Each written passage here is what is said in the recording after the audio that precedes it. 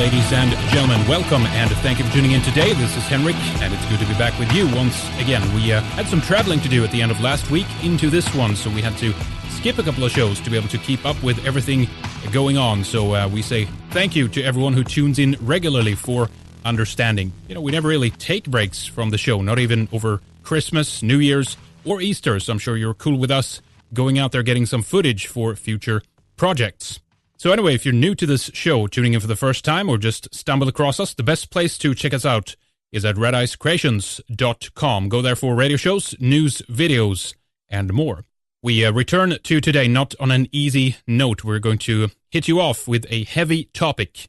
I wish it was something else, but in all sincerity, the topic we'll be discussing today is something that we've put off for way too long here on Red Ice Radio. But we all know how the media lie, distorts things and gives us the wrong information and use it for purposes sometimes very clear to us and other times not so clear. Well, it's safe to say that the lies about South Africa and the Boer people in particular have been one of distortion from day one, ever since the British turned on them. Today we have a long show for you. We've made it into one segment so that you can hear the full story. It's just too important and urgent as well. Our guest is Karin Smith. She's an expat South African living in Texas. She studied nursing at Grace Hospital in Pietermaritzburg and worked in the casino industry and for the biggest supermarket chain in South Africa, both upper management positions dealing with the unions. She has been an activist calling for world attention to the genocide of the Boer people in Africa for at least 10 years. Her family fled the civil war in Rhodesia, now Zimbabwe, and eventually settled as a farmer in South Africa, where her family of 5 siblings and both parents have suffered attacks by AK-47 wielding gangs twice in the last 3 years, resulting in the death of her father last September. And as always, folks, hear our guests out and look into it for yourself. If you dig deep enough, you'll find that there is a wall of lies that has been in place for over 2 decades now, preventing you or anyone else from knowing the real story of the horrors of what is happening in the Rainbow Nation. Well, here's a chance for you to get a glimpse of the other side that they never tell you about. Welcome, Karin. Thank you so much for coming on with us. It's good to speak with you. Hope you're doing okay today. Thank you very much, Henrik, for giving me this opportunity to spread the word about the disaster that the Rainbow Nation has become and the problems that the poor whites in South Africa are suffering. Yeah, you bet. This is a huge topic. We have a lot to discuss and a lot of different facets to this. And obviously, as always, we have to kind of set the framework a little bit for our audience as well so they understand what we're talking about here. But I mean, I think just at the outset here, we can just preface this by saying, as we know in the alternative media, we know that the media always gives us the full story, and whatever they say is, of course, gospel, and we should never question it and just take everything at face value, which is why I've had such a difficult time with some in the alternative who just don't understand that certain things that are told to us are just simply not true, and they end up repeating many of these lies. And one of the big ones, of course, is about what is happening in South Africa and what has happened there from the beginning, pretty much, and how history has been used against the Europeans who came there in the early days. But before we dive into the present situation and talk about what actually is happening right now, give us a little bit of the background story and tell us how Europeans to begin with ended up in South Africa. Well, the first people to even look at South Africa were the Portuguese. They came and did a few sorties inland and decided they didn't like the Cape of Good Hope, and they moved on and settled Mozambique and Angola. And then the Dutch East India Company desperately needed a refreshment station for the ships going around the Cape of Good Hope to the east on the spice route. So they sent Jan van Riebeeck in 1652 not to colonize South Africa, but to open a refreshment station for the ships passing. So he was the first South African governor, as it were, and there were a lot of indentured servants that were planting vegetable farms, etc., for the ships.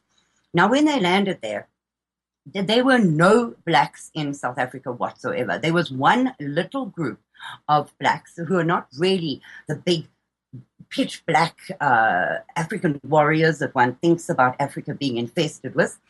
They were small, little, short, light-skinned, almost of the Bushman tribe, and they were called the Khoi Khoi, which means the men of men. They were a very small tribe, and they were the only indigenous tribe of South Africa when Jan van Riebeeck landed. So they started growing vegetables and trading with the Khoi for beef, and eventually the indentured servants had paid off their indenturedness and started striking out to get farms of their own. So that is how it started being colonized in the Cape Colony. Well, there was a ruckus between the Dutch and the British took over the Cape Colony, and the Afrikaner settlers, they were the original Dutch settlers there. What year are we talking about here approximately? About 100 years after the first settlement at the Cape. Mm-hmm. The British took over, and the Boers, who have been very independent, religious, free thinkers all their lives, didn't like the liberal attitude of the British. They thought they were far too liberal, and they also didn't want to pay taxes to the British. So they got into their covered wagons, and they trekked inland to get away from this liberal rule. And on the way, so this is now 120 years after the first settlement in the Cape, on their treks north and northeast, they met up with the Zulu nation, who had been coming south throughout Africa, and on their way, annihilating all the black tribes in their path, enslaving the women and children and killing the men and stealing the cattle. Now, they had wiped out hundreds of thousands of blacks on their way south. And they met the Boers who were going north. They met them at a kind of a natural barrier that occurs in South Africa between the lovely sort of semi-Mediterranean areas up north and the colder, more barren areas down south. And the Boers and they met halfway, as I say, and had some horrific clashes with the Zulus. One case in point being the Battle of Blood River, which was a historic battle which has never been equaled in the history of mankind, where approximately 500 Boers knew that they were going to have to fight the Zulu. So they got on their knees and they prayed for 7 days and said, God, if you give this battle into our hands, we, our children, our grandchildren, our great-grandchildren, will celebrate this day, will dedicate it to you for all eternity. Well, these 500 Boers, all men, because they didn't want to bring their women and children into this battle, they had a circle of wagons, and in the wagon wheels, they put thorn bushes so the Zulu warriors can't crawl into the middle through the wheels. And they fought off between 15 and 20,000 black Zulu warriors who came at them from all sides. At the end of the day, they documented 3,500 dead Zulu, but I don't think they counted all of them. And not one Boer was killed in that battle. 3 of them were lightly wounded. But as for the rest of that 500 who fought 15 to 20,000 Zulus, not one died. Now, in the history of the world, there has never been a battle like that or with a result like that. So that day is commemorated until today, but the blacks in South Africa are trying to prevent it from being commemorated any further. It's called the Day of Remembrance. It's celebrated on the 16th of December. And the Afrikaners gather at the Voortrekker Monument in Pretoria, and they pray and have church services throughout the country on that day to commemorate it in honor of their promise to God. Mm. So that was one of the major battles where they really defeated the Zulu. And the Zulu took a beating and were very, very nervous of the whites after that. It was 1838, by the way, for those who don't know. Yes. Yep. And so... But the Boers then decided that they would go and speak to the king of the Zulus and ask him for a piece of land that would belong to them, where they would literally have a ceasefire. They would be self-ruling, and the blacks would not attack them on this piece of land. So Piet Retief and a couple of South African Boers went to meet with the king, and they had a whole days of celebration, etc., etc., and the king agreed to it. And Piet Retief tucked this piece of paper, well, parchment, I should imagine, where the king had put his thumbprint and agreed to the piece of land that the Boers would have from him. On a piece of paper, he tucked it into a leather satchel. Well, that same night, the Zulu king stood up and yelled, "Bulala Tugati," which means kill the white wizards. And his men descended on this deputation of Boers and slaughtered the whole lot of them. Well, that piece of parchment with his thumbprint on it survived that battle. So the original land where the Boers settled was bought from the Zulu king for them to settle on. Although at that time the land was not owned by anybody because the blacks and the whites were both immigrant settlers in that land. Mm-hmm. We're bypassing a lot of history here, but the Boers set up two republics, the Republic of the Orange Free State and the Republic of the Transvaal. And those were their own little countries, which were acknowledged by the rest of the world, and they were ruled by themselves. And they didn't have very many huge towns because they were a farming community. They obviously were towns because that's where all trade happens and bartering, etc. But then gold and diamonds were found. Now, the British had colonized Natal, and they looked at this gold and diamonds in the Boer communities, and they thought, no, this is a total threat to Britain's colonization policy. These people are going to get too rich and become difficult. And that is how the two Boer Wars started. Yeah, didn't like the British largely, they had kind of pulled out and said, you know what, we don't have too much interest in it. Then their resources were found, and immediately they went back in there, right? Exactly. Yeah. They kind of left these two little republics alone to rule themselves, to get on with it themselves, because they were no threat to anybody. They were subsistence farmers and very rural communities. They were small, so they were no threat to anybody. So the British had left them alone. But then gold was found in the Transvaal and diamonds were found in the Free State, and the British saw this as a quick money-making scheme for their colonial efforts, and the Boer Wars were fought. Now, the First Boer War, the Boers lost. They fought by guerrilla tactics, and they lost that one. Now, the Second Boer War, which is the most important one, I'm sorry, I can't think of the year right now. But anyway, the British brought in troops from Britain. This was a guaranteed one-on-one, face-to-face, huge war going to happen. But the Boers did not have that kind of structure. The commandos that they fought in were not paid by the state. They were not organized by the state. They were farmers. So they had to take their own weapon, their own ammunition, and 8 days' supplies in their saddlebags when they went to war. Now, they rode little Boer ponies. They had tattered, earth-colored clothes that were obviously made at home. And they did not go to war in the way that the British did with their red jackets and their drums beating, etc., etc. So these Boers did guerrilla attacks on the British supply lines and on the British. So the British never knew where they were going to be hit or where these Boers were going to come from next. But as in the South, in the Civil War, the Boers, every farmer was their friend. So they could go to a farm at any time, replenish their supplies, get a good night's sleep, and then go back to fighting. When the British realized this, they realized that every farmhouse was a supply line for the Boer commandos. So they went in, and instituted a scorched earth policy. They burnt the farms, they salted the earth, they killed the cattle, they imprisoned the women, children, and elderly who were left behind on the farms and put them in concentration camps.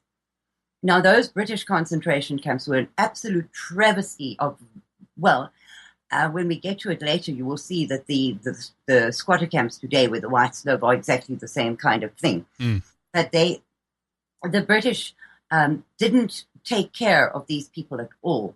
They lived, if they had a cover over their heads at all, they lived in tents. They suffered from malnutrition. They died of starvation, cholera, typhoid, all kinds of horrific diseases because the British didn't really care about them at all. So the Boers got discouraged because they were fighting this war to keep their families safe and free, and their families were dying like flies. 20% of the Boer population died in those concentration camps.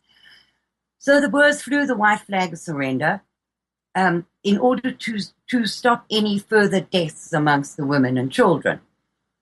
Well, they informed the Union of South Africa, the British did, and the Boers were supposedly in control of their own two little republics. They were under British rule, but were allowed to run those two republics by their own laws, their own moral standards, etc., but they had to pay taxes and things to the Brits. Well, around that same time, Barney Bonato and Cecil John Rhodes rose to fame, and they started buying up all the little diggings in the diamond and gold fields until they became a huge, big conglomerate, which was De Beers and Anglo-American, the diamonds and the gold. And Britain was getting rich off of all of these things. Yeah. So that's essentially the history of the South African Boer, who has always only ever wanted a place where he could live with his own religion, his own language, and be free of the rules imposed by the rest of the world, which do not sit well with them. And to this day, that is all that the Afrikaner wants. He doesn't want to rule anybody else. He doesn't want to be somebody else's boss. He just wants to be boss of his own life. Well, it shows a little bit of the nuanced infighting during the colonial times of European history as well. We today, I would say, we get a very simplified version of history, and it's almost turned into such a simplified thing that it's almost like, well, it was the Europeans, like the white race against everyone else, and they wanted to subjugate them under their rule, which is it's just ridiculous. Yeah. I mean, this shows that it was like there was tons of infighting between the different colonial powers, and they didn't do anything because it was like, oh, they had a racial, brotherhood sense of we're going to take care of each other against, the black man or the brown man or anything ridiculous like that. This was very evident that the interest was on a completely different level than on a racial level. Yes. But another interesting point that people need to understand is that the apartheid laws, which the whole world stood up against after 1948 when the National Party took over South Africa, those laws were instituted as early as 1913 by the British, not by the Afrikaners. The British instituted laws where you could not have interracial marriage, where blacks had to live separately, etc. They instituted that. The British did that. So when the National Party took over in 1948, and South Africa became the Republic of South Africa, they, in an act of self-defense, because by that time the black hordes had outnumbered the white Boers. So in an act of self-defense, they tightened up those segregation laws to maintain their white space where they lived and keep them secure against the hundreds of thousands of blacks, because by that time there were cities, there were areas of commercial richness. Success, yeah. Yes, a huge success that the blacks wanted to take advantage of. So they were pouring in from all over Africa to try and become a part of this commercial good life. And so the white South Africans said, look, there are very, very few of us, and we have to keep ourselves and our way of living safe. So what they did was they gave each black tribe their own homeland. So the Zulus got Zululand, and the Vendors got, they got Venda, yes. Mm-hmm. And the Xhosas got Xhosaland, and the Basotho, I can't remember what tribe got Bophuthatswana, but in any case, they each got their own homeland. And these were not pieces of land in the middle of the desert where nothing grew, because Zululand, which is still ruled by a Zulu king to this day, is one of the most fertile, most incredible places in South Africa. they were given good land where things grew, where minerals were found, where mining was happening. The South African white taxpayer paid for infrastructure, roads, hospitals, schools, universities, airstrips, you name it, electricity, running water, sewerage. All of those things were paid for by the very small white tax base in South Africa. And many of the blacks today benefited immensely from that because they were educated. None of the black tribes had any written language whatsoever. They had not invented the wheel. They did not ride horses. They did not have cities or anything that was of any use. They used to pick up their huts when they'd grazed the area flat, fold their little huts up, put them over their back, and go and look for the next patch of green grass. So those people owned nothing, did nothing. They now wanted to flock into the white areas and be part of the white expansion, the white creativity. Now, let me ask you quickly here. You said, so about 1948, the Republic of South Africa was created. Was when this was, carved up, I guess, for the lack of a better term. Was the British involved in that? Or was this solely what South Africa did at the time? Was anyone else involved in that? Do you know? The British were involved in what happened the British, you have to understand, had a major, major, major impact on what happens in South Africa. Yeah. South Africa is still ruled by the British law system. I mean, it's really funny to see these black judges, etc., with their little white curly wigs on their heads. The parliamentary system of Britain is still used in South Africa by the Unionist government. So Britain had an enormous, enormous impact on South Africa. And they had a say in everything. As you know, they had a say in handing South Africa over to the ANC government 50 years after the South African government was formed. So yes, they did have a big say in it, but the Boers tried to be fair. They did not want to rule the blacks at all. They just wanted their own place. But by default, when South Africa was handed over to them in 1948 by the British, they became the rulers of this whole black country, where they were besieged and outnumbered. So segregation really was a form of self-defense for the South Africans. So it was like they were spearheading this idea a little bit that a minority should be protected as they are protected in other European countries today. But hindsight, then, if we take the mainstream view here, despite the fact that they were a minority, no, they shouldn't have been protected at all. It seems like they should have just picked up and left what they fought for. It seems like, right? Well, it would seem that way, and to this very day, that same story is being told, that they must go away. Right. But these were hardy people. They had fled from the French Huguenots, for instance, had fled from religious persecution. Right. Yep. They had fled from France to the Netherlands, and then they went all over the world.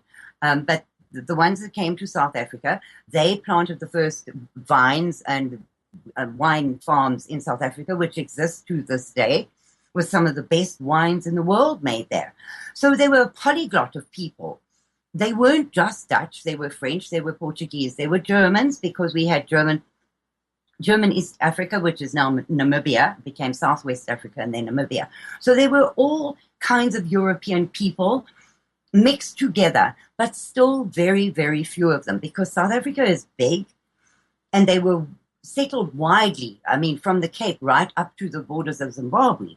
And they didn't really want to be townies or commercial people. They just wanted to farm. So they were scattered. And they were... But that area, I'm just looking at a map now to explain to our audience too. It's basically like, what can we say, like Germany, Poland, Holland, Belgium, maybe all put together or something like that. It's a big area, yeah. Yes, it is. It's a little bit bigger than Texas. So because I live in Texas, that's how I equate it for an American audience, because they can understand better that way. It is bigger than Texas, but not by very much. So, all right. So these Boers then inherited this whole mess left to them by the British. And they did the best they could to make sure that every tribe, because don't forget, these tribes warred with each other. They hated each other. They were warring tribes. Yep. wiping each other out. So in order to protect the tribes from each other and the whites from the blacks, the government then tightened up the apartheid rules. And explain to us. I know there might be more you want to, detail for us there, and please go ahead. But also explain what that means. What was apartheid? Apartheid, in its translation, means separateness.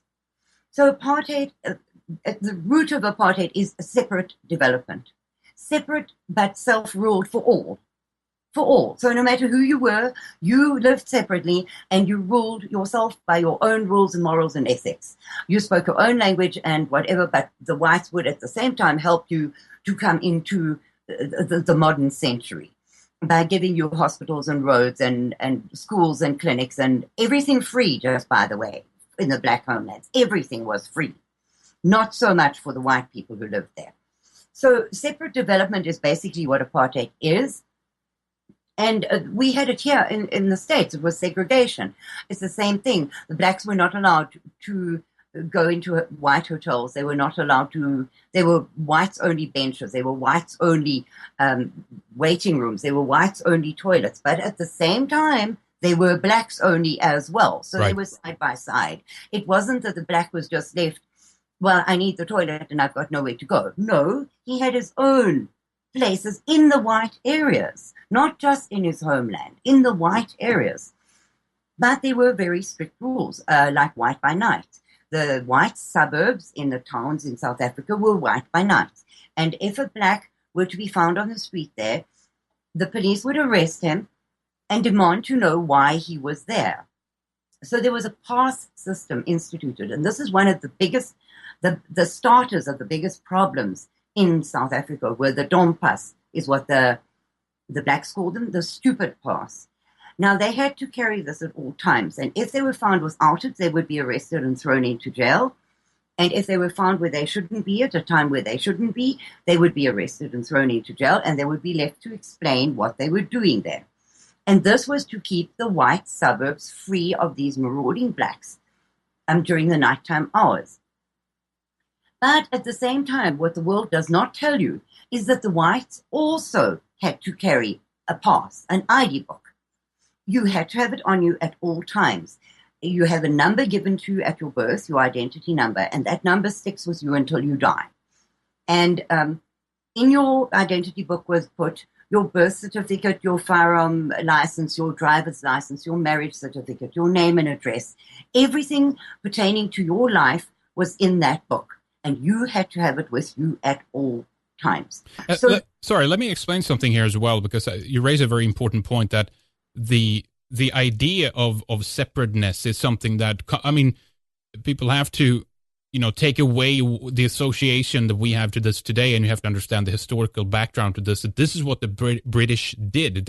When they came into certain areas, even when they pulled out, actually, in an effort to try to have some kind of stability when they left. And again, we can think whatever we want about this, but the fact is, another example is look at how they carved up India and Pakistan, for example. These were not areas that were, divided in that way before. They said, well, okay, you're a Muslim population, Pakistanis, you need to go up here. And, the rest of the Hindus and other religions go down to India. And it was an effort to try to, it was just a mentality of the time. It wasn't, I think we have a different relationship to it today of thinking, oh my God, they're like trying to prevent people from live together. It was an effort, whether it was right or wrong, but it was an effort to try to create conditions where people could live in relative peace. I think considering how instrumental the British had been anyway in terms of kind of uprooting the normality of a lot of these people. The British were very technologically advanced. They, in some cases, set up different types of governments and whatnot. So I think it was an effort to do something good, and I think that's also is the system that came out of or that was imposed on South Africa as well. I think, Karin. Absolutely, Henrik. It was like that, but it was a thing of the times. That exactly. Yeah. Exactly. In those times, yes, we look at it very differently today with shock and horror, but at the time, that was how things were done. And the British had the biggest empire in the entire world. they ruled and what they said happened. Yep. That was the end of it. Their laws were followed. And so they left the Boers with this system in place. Now, those Boers had never known anything different. That is how life was, and that's how it was supposed to be. And you have to understand that the Boers as well have always thought of themselves as a lost tribe of Israel. Now, whether correctly or incorrectly, I'm not commenting on that. I'm simply saying that that is what they have always considered themselves, wandering in the desert with no place to call their home. And that they have been oppressed and murdered and hurt and damaged, and they still do not have a place to call their own. And that is part of the belief system of the Boers. So they felt that they had a right to exist in a country which they had built from absolute bush. That there was nothing there when they got there. And from that, they built up the modern South Africa, which was the powerhouse of the entire Africa. And Africa is enormous. People don't realize that. But I mean, all the countries of the world just about fit into Africa with room to spare. Yeah. And South Africa, this tiny little place on the southernmost tip of Africa, was the powerhouse of that huge continent. They had everything. They are strategically very important to the rest of the world because they have every mineral known to mankind. They have silver, they have gold, they have potassium, they have steel, they have everything, copper, everything is found in South Africa, except the one thing that to run a modern country you need, which is gas. We do not have gas, known as gas in the States, known as petrol in South Africa. We do not have that. And that was one of the biggest drawbacks when sanctions were imposed against us. But this little race of people, hardy, hardworking, God-fearing, independent, stubborn as mules, people built that little piece of land into an absolute paradise. Because South Africa, again, this year was voted the most beautiful country in the world. We have from subtropical to snowy mountains where you can ski. We have the most beautiful golden beaches in the entire world. On the eastern side of South Africa, we have warm currents coming down from Mozambique, so the sea is warm. It is an incredibly beautiful country, but it was barren. And the Boers built it into a powerhouse. They produced food for almost the whole of Africa. What came out of South Africa is incredible. Thinking of the small population and the problems that they were suffering, they did an incredible, huge job. But the uncivilized blacks who had never been introduced to this kind of way of life wanted a part of it. Now, there were not enough whites to do all the work that was required to build this country up. So we hired them in the mines and building streets, doing the work. We needed them because there were not enough whites to do that. And they were being paid a decent wage. And the Afrikaner nation has always been very patriarchal nation. So if you had a black servant, they were kind of your child. You had to look after them. So on the farms, they were given homes, they were given food, they were given medical care, and they were given a small salary as well at the end of the month. And they were part of the family as such. The Boer patriarch took responsibility for their health, their welfare, their studies, their everything. And there was work for everybody, and everybody was doing quite well. Thank you very much. So that little, and I have to tell you as well that Afrikaans is one of only 3 languages which has been declared a modern language and accepted as a language in the last couple of centuries. It is one of only 3 languages that have been accepted as a real language. So the Afrikaner and Afrikaans are a tribe of people with their own internationally accepted language. Mm-hmm. They are not just some little white tribe that are out there to murder, kill, destroy, and steal. Right. Yep. And then I need to say this as well, because during the apartheid era, it was said that the whites were slaughtering blacks by their hundreds of thousands. That is an absolutely untrue piece of nonsense. During the 50 years of the apartheid regime, there were an average of 7,036 murders per year recorded in South Africa. And since then, that murder rate has gone up to 135,000 plus per year, because one can never get a real figure of how many there really are.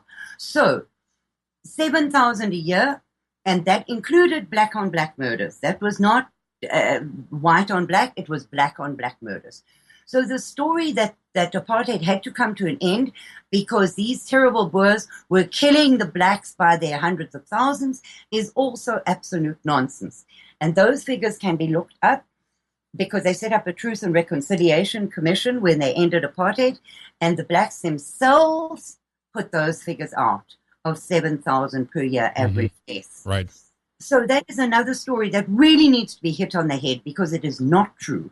Yeah, I definitely want to talk more about that here, but let's just kind of run through a little bit of how this came to an end, basically, and some of the political interests behind this. We have, of course, we linked up a video recently of how these very proud white British people were talking about how they were helping to ship in guns in this bus or the truck or whatever. I forget the name what it was called, but it was a very, very, very interesting to see the mentality of these people, how self-righteous they were, that they had helped to bring this horrible political system down. But tell us about the ANC. Tell us about Joe Slovo. Tell us about the communist faction to this, of what you think was the political interest part of bringing down the system that was that had been set up by the British and then handed down to the Boer.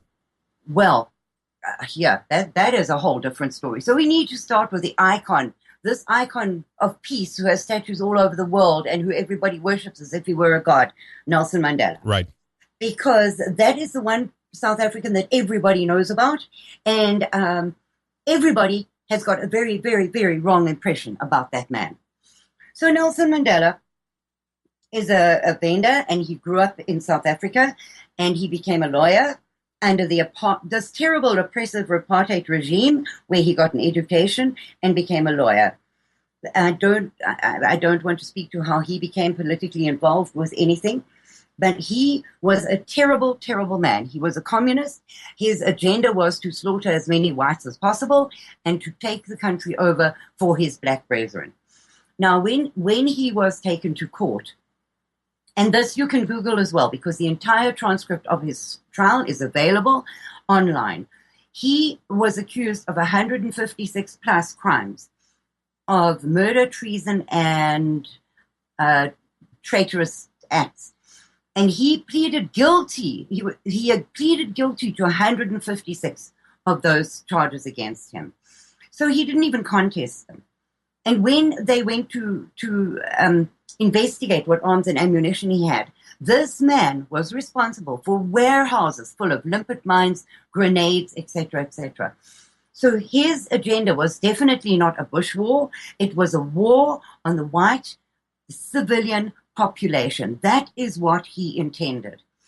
And he is directly responsible for thousands upon thousands of white deaths where the ANC bombed restaurants, police stations, train stations, etc. He was directly responsible for that because he was the founder of the armed wing of the ANC, which is called MK, and he arranged for them to be trained by the Cubans and the Russians in the countries surrounding South Africa. Now, mainly in Angola, which borders onto Southwest Africa, now Namibia. They were being trained by Cubans and Russians. A lot of the black exiles from South Africa were sent to Russia, to the Patrice Lumumba University there, and they were trained in terrorist tactics there as well. Mm-hmm. I don't know what kind of degrees they actually got there, but I know they came back fully trained terrorists. So our white boys in South Africa during those years, there was conscription in place, and after school they had to serve either 2 or 3 years in the army, and then do 1 month to 3 months army camps every year in perpetuity after that, until such time as they were not needed. So all 3 of my brothers fought the Angolan War on the borders of Southwest Africa. Many of our guys were killed in that war, maimed, legs blown off, as in every war, those kind of things happen. And it's important to note the absolute alliance of the ANC with Communist Cuba and Communist Russia at that time. Mm-hmm. So we were fighting wars on all our borders, and at the same time, the rest of the world, for political reasons best known to themselves, I think it was a ploy. Once more, the money in South Africa and the riches of South Africa and the mineral rights in South Africa came into play. And the USA, Britain, most European countries formed an alliance and put sanctions, very, very, very strict sanctions against South Africa. So we could not get anything from the outside world. And the Boers, being their very creative, very incredible people, they just said, okay, well, we're not going to lie down and die because of this. We'll do it ourselves. So there are many things that we did during those years. Our Arms Corps, which was our research and development arm of the military things, they created helicopters and staff transport and tanks and guns and all kinds of airplanes as well, which the rest of the world bypassed sanctions, especially France. They bypassed the sanctions upon South Africa in order to get their hands on this incredible modern weaponry that had been developed and made in South Africa. We did the first heart transplant in the world, which is a little aside, since the ANC have taken over. A black guy who worked in the operating theaters with Chris Barnard, who did the first operation, has now claimed the credit for doing that operation. So they're trying to take even that away from the whites in South Africa, but that's just a little aside. It's not that important. We did not have gas, petrol, as I've already said. Right. And we needed it desperately because you cannot run a country or an army without that. So what the Boers did, we have an overabundance of coal. So they discovered a way to make petrol out of coal. And that was how Sasol, one of the enormous powerhouse industries in South Africa, was formed. Under duress from the rest of the world, we said, okay, watch this, and created everything we needed for ourselves. But it is very hard for a country which is supporting all these black tribes in their own homelands on a very small taxpayer base and doing no business or commerce with anyone else in the world. It is very hard for them to have available money, because where are you getting from? You're recycling that taxpayers' money all the time. It's not coming from anywhere else. So no one was trading with you, and everything was cut off to you, and yeah. No, we had no foreign money coming in. So the money that was in the country was being recycled and recycled and recycled, but there was no room for growth, as it were. So we were under siege because we were fighting wars on our borders. We were under siege because the world hated us. We were under incredible media hatred, yes, absolute hatred. We became ashamed to be white, to be South African. We couldn't compete internationally in any sports. We couldn't have technology or music or anything. I mean, they were doing concerts where they were waving their lighters in the air and swearing blind they would never come and play in South Africa. So we didn't have any contact with the outside world. And I think we were stagnating. But that's a personal opinion. Right. But I do feel we were stagnating because we were cut off. We were a little country all on our own, left to our own devices, and the only people that we had interaction with were ourselves. So it was basically like you were hated, and we'll get in more detail to this, but basically because you were trying to do something which was going completely against the narrative of the times of moving towards, globalism and multiculturalism, and it has to be just in this particular way. And you guys were doing it in, keep doing what you inherited from the British, basically. And this is, I mean, what do people need to know about the conditions at the time of what existed? I mean, as you said, there was incredible, propaganda in the media that there was murders committed by whites against blacks, and there was like a horrible oppression and all. Is any of that true? Henrik, I would say some of it is true. That I will explain that to you. As I said to you, the murder rate was 7,000 per annum, and that was mainly black on black murder. White on black murder was practically unheard of. We did have a repressive government because they were so forced into controlling everything. They had to, in order to keep a grip on the situation. But it began going south, I think, in 1976 when the Soweto riots happened.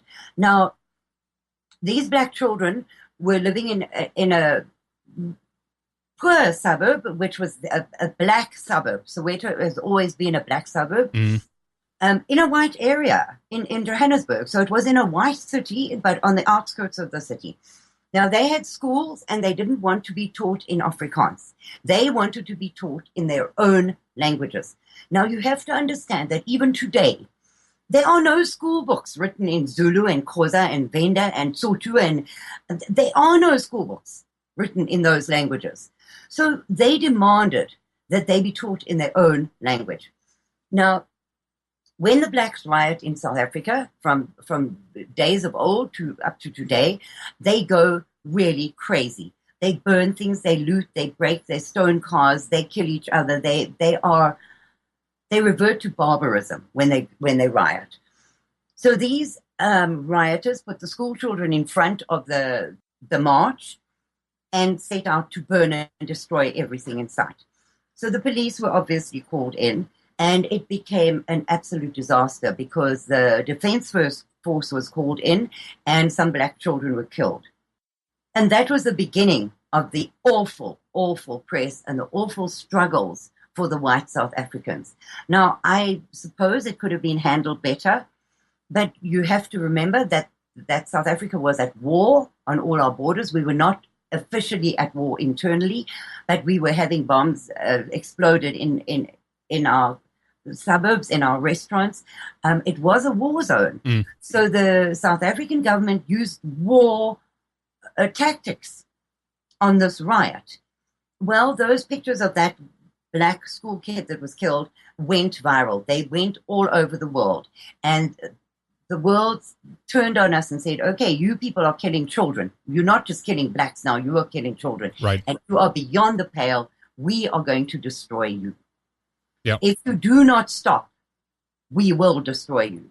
So when under Ronald Reagan in the 80s, I think it was, the Congress here had a vote to institute severe sanctions against South Africa, which Ronald Reagan vetoed, and they overcame his veto. So then some really severe sanctions were instituted, and we started battling. But the slaughter of the blacks is not a true thing at all, because throughout the history of South Africa, the major crime is black on black. To this day, the major crime is black on black. And into some figures that I looked at the other day, there has been absolutely zero white on black rape this year or in previous years, and maybe 5 white on black murders in the past 3 years. So you cannot say that the whites are these murderous, awful people who are just there to be white nationalists and wipe out the black population. It is just not, history does not support that view of life. Well, I think that as a microcosm is kind of, to a certain extent, something we're moving into. I want people to put that in perspective. But this aspect that we no longer are in a world where we basically can go somewhere and create something and build something and set that up for ourselves. And also then consequently that the building of those things we do for our own as an incentive to create something. We're in that environment now. Basically, you didn't build that. You didn't create that. And whatever you did, if you actually achieved it, it was obviously on the backs of someone else, or you stole it. And therefore, you need to share it with everyone. And I mean, to a certain extent, that's, I mean, not as severe, of course, but that's kind of what's starting to happen in Europe right now, where we are beginning to, we can no longer just basically create something for ourselves and hold it and keep it. It's somehow something we have to share with the rest of the world, right? Well, You know, Henrik, what I say is this. The Black Africa threw out the colonialists, the settlers. They threw them all out of every country. And now they have reduced those countries to the dark ages. There is nothing left of what the whites created there. And where are the blacks going now? They are not even infiltrating, because they are flooding in by their hundreds of thousands to those same white countries that they hate so much. Right. But do they go there to integrate, to contribute, to do a single damn thing that's good for the country? No. They are going there to turn that country into the same wasteland that they've turned their own countries into. Yeah. So does it make any sense? And if we stand up and say anything, we are racist, we are Islamophobes, we are horrible people.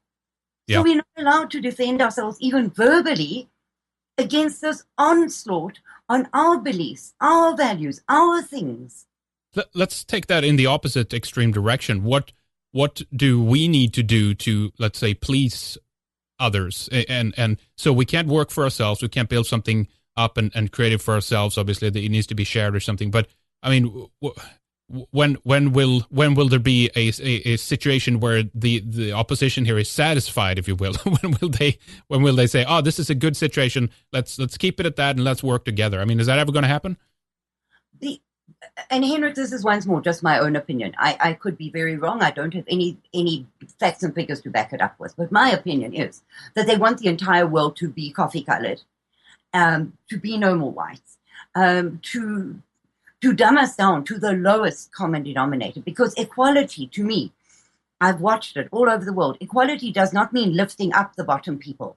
It means bringing the top people down to the common denominator of the lowest level of intelligence, of education, of creativity, of decency, of morality. We all have to come down to the lowest level and sink into the sewers of the world, and then maybe it'll all be equal and all be good enough.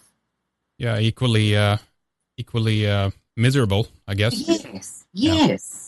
And it disturbs me terribly that the incredible things that have been created, done, found, music, literature, art, all of those things have no value in that world. So we are going back into the dark ages. Yeah. Let me ask you a little bit about some of the things that have been occurring now then in South Africa, and what things are like today, and what all the things that we don't hear about, basically. I mean, one of the things that's been ongoing for many years now is the tearing down of those who did build the country into what it is. Parks are renamed, schools are changed name, the statues are torn down. All of these things are happening. I think the most recent one is the Cecil Rhodes statue was taken down, and everyone was cheering, of course, to that. But how are things today? What's happening on the street level for average people in South Africa? Henrik, that is a huge subject, but I need to preface it by saying that all the changes that have happened in South Africa did not happen overnight. So they crept up on us. Where once we were a nation of friendly, hospitable, kind, caring people, what happened was the crime got bigger. So you had to build a wall around your house, which meant you were no longer able to see or talk to your neighbors. The crime got worse. So you put electric wiring on top of the 8-foot wall around your house. The crime got worse. So you put in an alarm system connected to an alarm company. You barred all your windows. But the first thing that the ANC did in 1994 was to disarm the white populace. So I told you about our identity books, where you had to have your firearm licenses in your identity book. So your firearms were all licensed, and the government had a list, a register of who owned what. So when the ANC took over in 1994, one of their first things that they did was to confiscate firearms. And there was no way you could say you didn't have them, because they had a record of them. Now, it was put to you that it was on a sort of voluntary basis, but if your surname began with an A, then you had to have handed in by the state, etc. Now, South Africans are a very law-abiding nation of people, and most of them went and handed their firearms in at the nearest police station, on the promise that they could then apply for a new firearm license under the ANC rules, and they would get their firearm back at a later stage once they had a license. Well, people went by their thousands to apply for these firearm licenses. It is 21 years into ANC rule, and there are people still waiting from the beginning in 1995 to now to get that license back. So these firearms are stacked in strong rooms in police stations all over the country. And the police themselves are selling them to criminals or hiring them out by the day to criminals while you wait for your license. So your firearm is being used to kill you thanks to the local police station. So that's one of the things that happened in South Africa. Now, as a direct result of that, you cannot defend yourself. So you put up all these walls and systems and everything to protect yourself, hopefully. But the law is in such a way that if a black man breaks in through the roof of your house at 3 o'clock in the morning and you kill him, you will be arrested for murder. All he has to say is he's looking for work and you may not touch him. Now, there's another thing that happens in South Africa, which to me is a terrible thing. If you are on vacation and your house is vacant and a black breaks into your house and takes possession of it, if he has been there for more than 48 hours, when you come back from vacation, you then have to go to the Supreme Court through a whole bunch of smaller courts, but eventually get to the Supreme Court in order to get your house back from the black squatter who has taken over your house. Now, he doesn't have to defend himself. He has no legal fees. He has no problem. He just has to sit in your house, and the longer he's there, the more right he has to it. While you go through this entire bank balance destroying process to try and get your property back from this black squatter. So that is another thing that has changed in South Africa. And I saw it in a house next door to me when I still lived in South Africa. This house was taken over by squatters. They then connected their electricity lines illegally to mine, so I was paying for their power. They connected their water to my water lines, so I was paying for their water. And I complained until I was purple in the face, and nothing was done about it. But if I was one day late paying my bills, they would switch it off. So there's another thing that is incredibly unfair in that country, that they will do nothing against the blacks who are stealing from the government and stealing from the whites, but they will penalize the whites for it. These same people living as squatters in that house, they made my life an absolute terrible situation. I was a single mom with a teenage daughter. They made our lives an absolute misery. They broke into our house, I don't know how many times. They had parties all night. And when you called the police would come and threaten me, not them. And it's a microcosm, a very small thing, because it really is a small thing in anybody's life, but a small picture of what is the bigger picture in South Africa today. Well, we're going to take a break in a little bit here, but I wanted to squeeze in one more question before we do that. Do you think that there is an appetite for revenge by the people who run the country, run the ANC, and obviously those who vote for them, that somehow there has to be a payment here yielded for the history that they have been told happened to them and to their people? Absolutely. There is no question about that, Henrik. When the president of the country, now let me describe our president to you. He was a goat herd who looked after his father's goats. He never had any official schooling whatsoever. He was taught by a person who had a grade 5 level. He was taught to read and write, but he never went to school. Now, this man rules the country. He has had 6 wives. He now has 4 that I know of. One died and one he divorced. So he has 4 wives. And even he himself tells you he has got 20 plus children. He can't tell you how many he has got. This man, when he was elected president, had something like 700 charges against him of fraud, of rape, of all kinds of things, which have since been swept under the rug, and he is president. Now, when he was accused of raping one of his aides, who had AIDS, just by the way, he told the world that he took a shower the following morning, so therefore he can't have AIDS and everything's fine. And thus he earned his nickname Showerhead. But the appetite for revenge on the whites is definitely there, because before Parliament, he sings a song called Mashiniwa, which means, bring me my machine gun. Now, the song says, bring me my machine gun, we will shoot the whites. We will drive them into the sea. The Congress will drive them into the sea. Now, when he was taken to the Human Rights Court for singing that song, His defense was it was a freedom fighter song and that it was perfectly okay to sing it because it was traditional. Now, in their tradition, they do not have a Congress. So the words of the song absolutely tell that he's telling a lie about it being a traditional song because they don't have Congress. However, he was told to stop singing the song, but has refused to do it. He sang it in front of Obama while Obama stood next to him with a big smile on his face. Now, they also sing a song called Kill the Boer, and the opposition party of the economic freedom fighters, Julius Malema, who we'll get to at another time, he sings that song. Now, he was also taken to Human Rights Court and told to stop singing it. So now he says, well, he sings Kiss the Boer, which is not the same song at all, and so he can sing it anytime he wishes. But every time either of those two go in public and sing that song, there's a sudden upsurge in the murders of the whites. Now, they have a vested interest in making the whites the hated people because the internal warring between the tribes in South Africa has never stopped.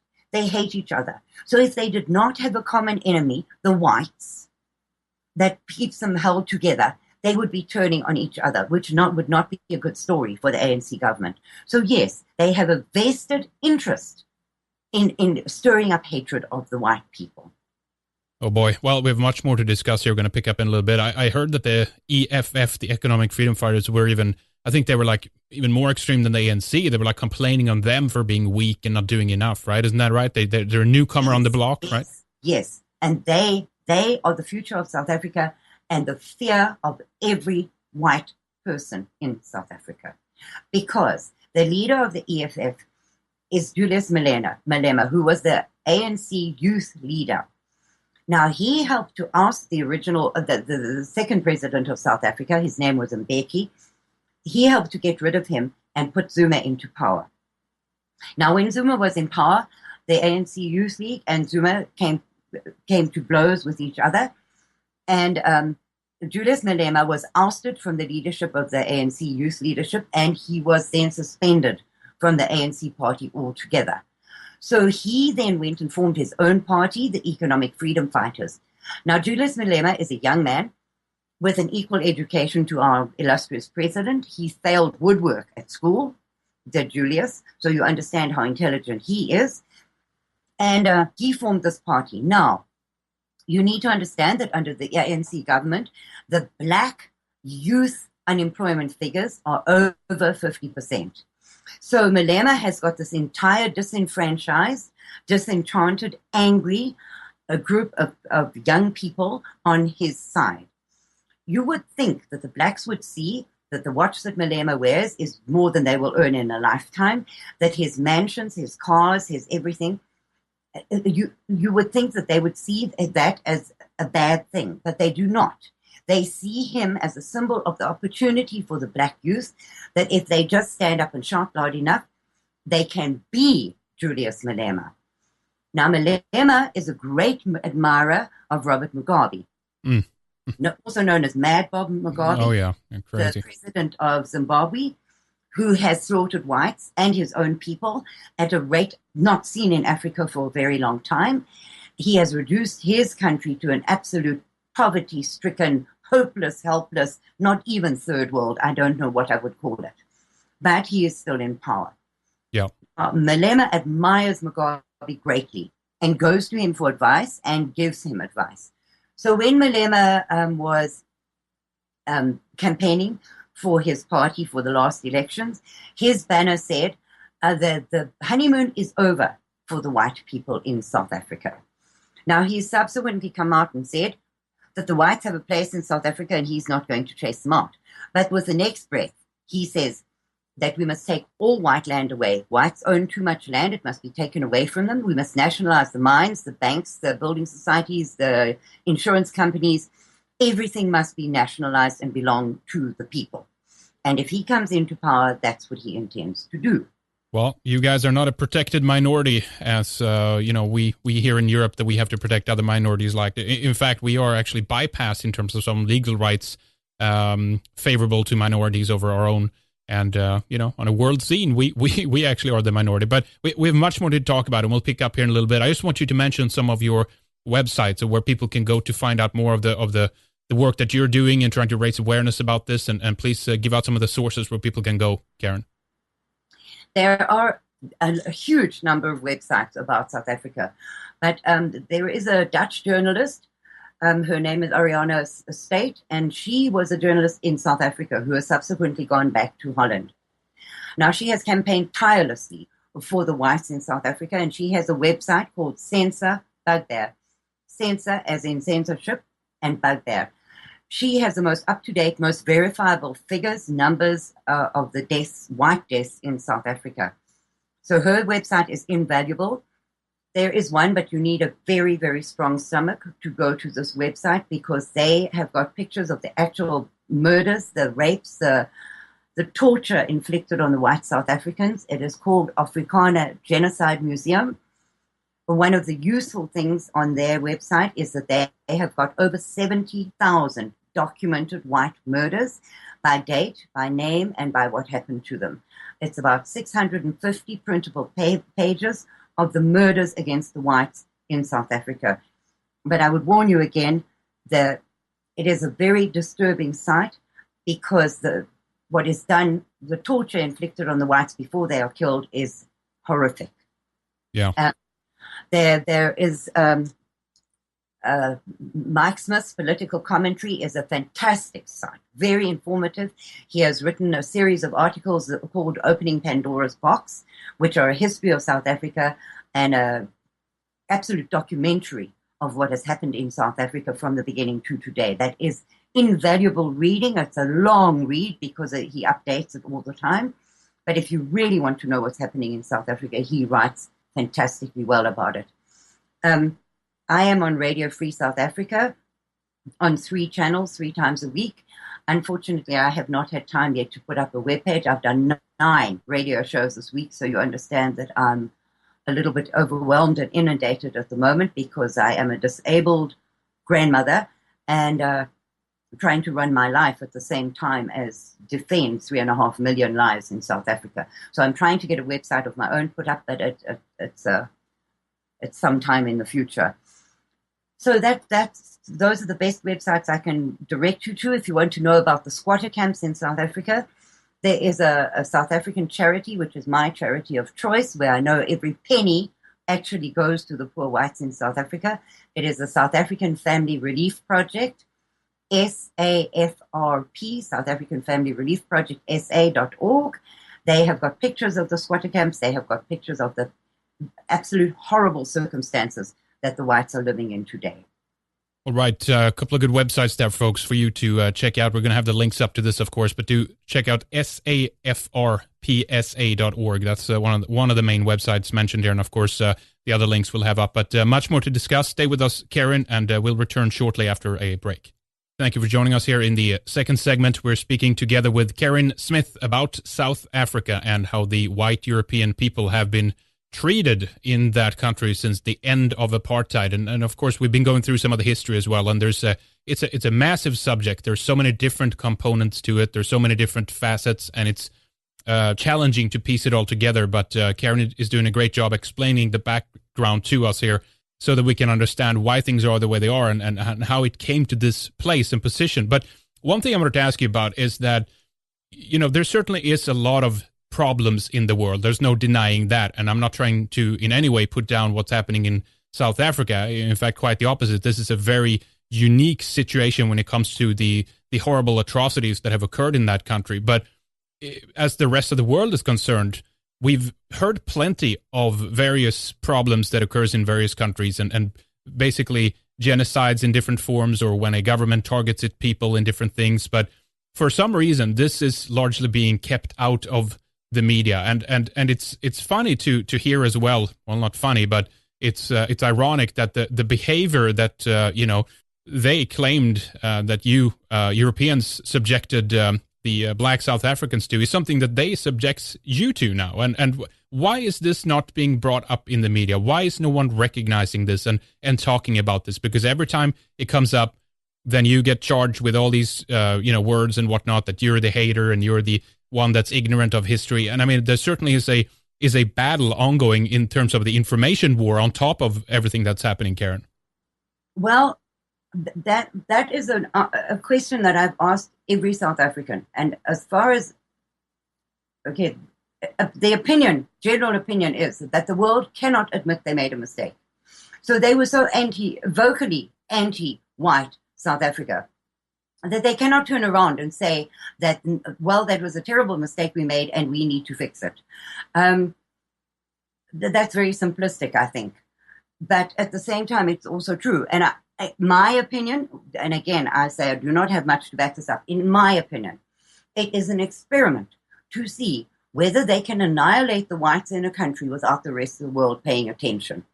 And so far, it is working perfectly because there is not any mainstream media reports anywhere in the world on what is happening to the whites in South Africa. Now, when I came to America just over 4 years ago, I expected the news and the newspapers and everything to be full of these terrible things that were happening in South Africa. But the only things I ever heard about South Africa were Nelson Mandela and the Oscar Pistorius trial and some things about Charlize Theron, who's a famous actress in America. But nothing, silence about what the reality is of life in South Africa. So I got very taken aback by this. And although I have no background whatsoever in media or in public speaking or in anything related to that, I started contacting radio stations and saying, look, you've got so much sympathy for these black people. The churches in America are all sending aid to the blacks in South Africa. And I just said, no, look here, the whites need help as well. And so for every 20 doors that got slammed in my face, one would open a little crack and I would go on air and say my story.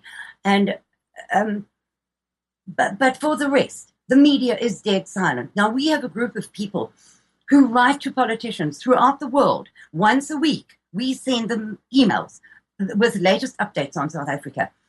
To this day, I have had not one response from anybody in Congress in the USA. Not one person has even acknowledged my existence, much less that they are listening to what we have to say.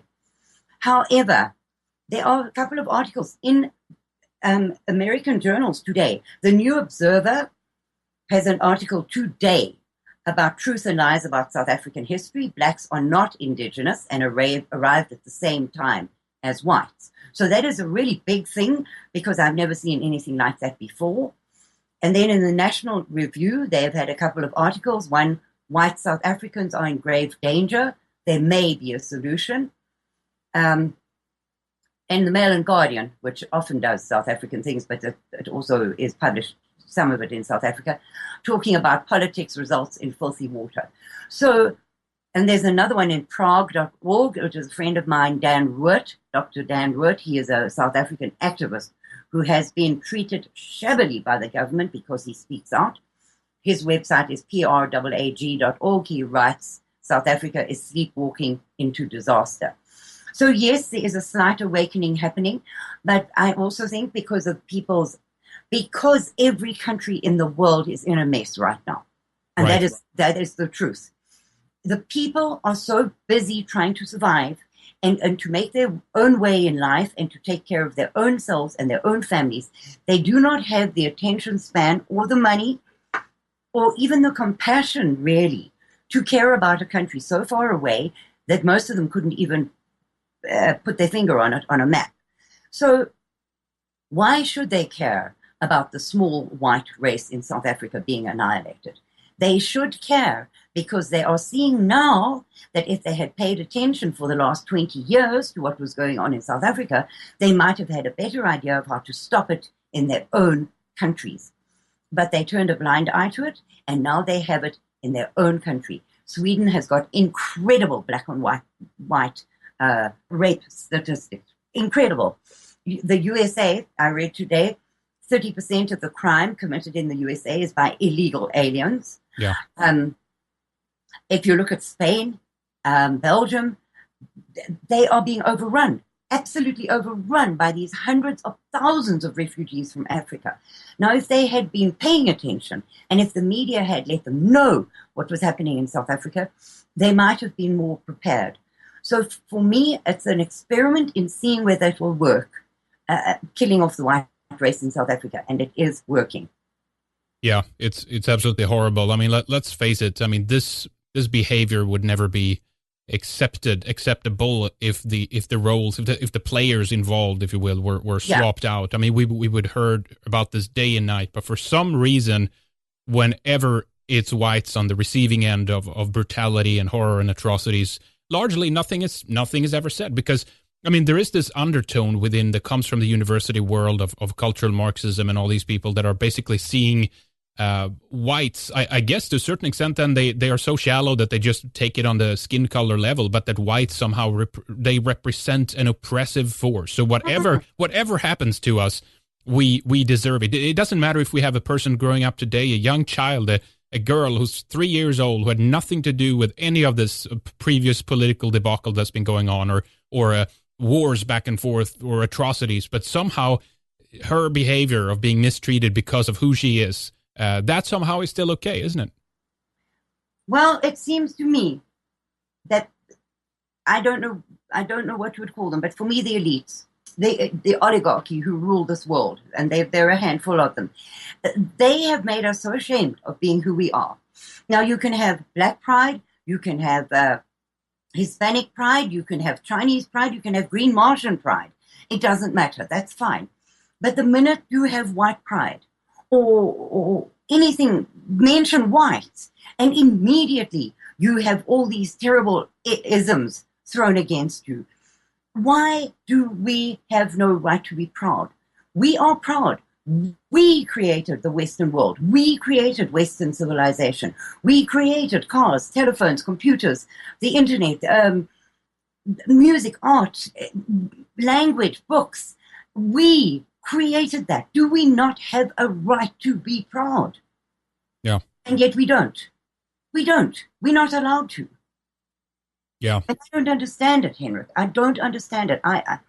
It's a political. Well, there's many things I think personally behind it, but I think that there is a desire to basically subjugate the majority of the different people under one rule of the planet, world government, all these kinds of things. And I think in their idea that for various reasons, whites Europeans have popped out and done things that are too unpredictable. If we look back in the history, things that are of technological development that could stand in the way of the oligarchs, as you say. And I think that to a certain extent, they're seen as an enemy that could oppose and resist the plans of what they have for us. And I think that therefore an active way of taking care of this is to make sure that we lose pride in ourselves. So we're more than happy to basically end and terminate our own lines, even if that comes to not having any children at all and just focusing on our careers, or if that's basically about not preserving your people and mixing with someone else and making sure that your line and that your parents' line and end with you basically, and it's so there's a number of different ways that this is being done, but I don't think there is any accident that our countries are being completely invaded by immigration. We are being shamed and guilt tripped in the media, and then when atrocities do occur, none of it is being brought up in the media or recognized of it. And of course, we have to ask the question and wonder of who runs the media in this way that they basically manage to keep everything out. It's basically just independent media that managed to raise awareness about these atrocities that are ongoing. I heard a very good theory of that the other day. Ken of dailyken.com, he said that the depopulation of the world, that the New World Order wants to wipe out most of the population of the earth because we are too many. And he said that they cannot do it while the whites are there, because the whites are the ones who have created medical miracles that keep people alive. So while the whites are there and going to do these unexpected things that you've just said, they will get in the way of depopulating the earth. So they have to get rid of them first before they can get rid of the rest of them.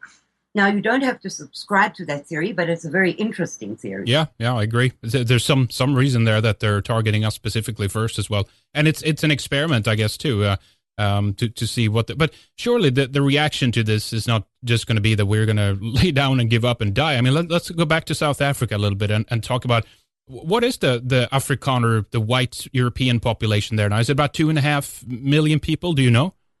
Well, I need to tell you this as well. Getting any figures out of South Africa is extremely difficult because there is unbelievable censorship there. Right. And the government does not allow the newspapers or anybody to put out crime figures, for instance.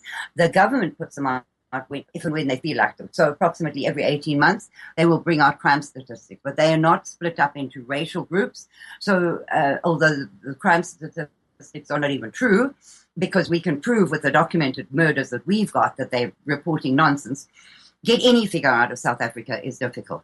So as far as I know, there are approximately 3.5 million white people out of a population of between 55 and 70 million. And you know what I saw recently? It just came to me now. I recall that, I forget which city it was in South Africa. And due to the harsh economic conditions in some of the other neighboring countries, there were other blacks from other parts of Africa that were coming into South Africa. And there has been this horrible, obviously, crime, because of this, where they begin to, target other Africans from other countries that come down.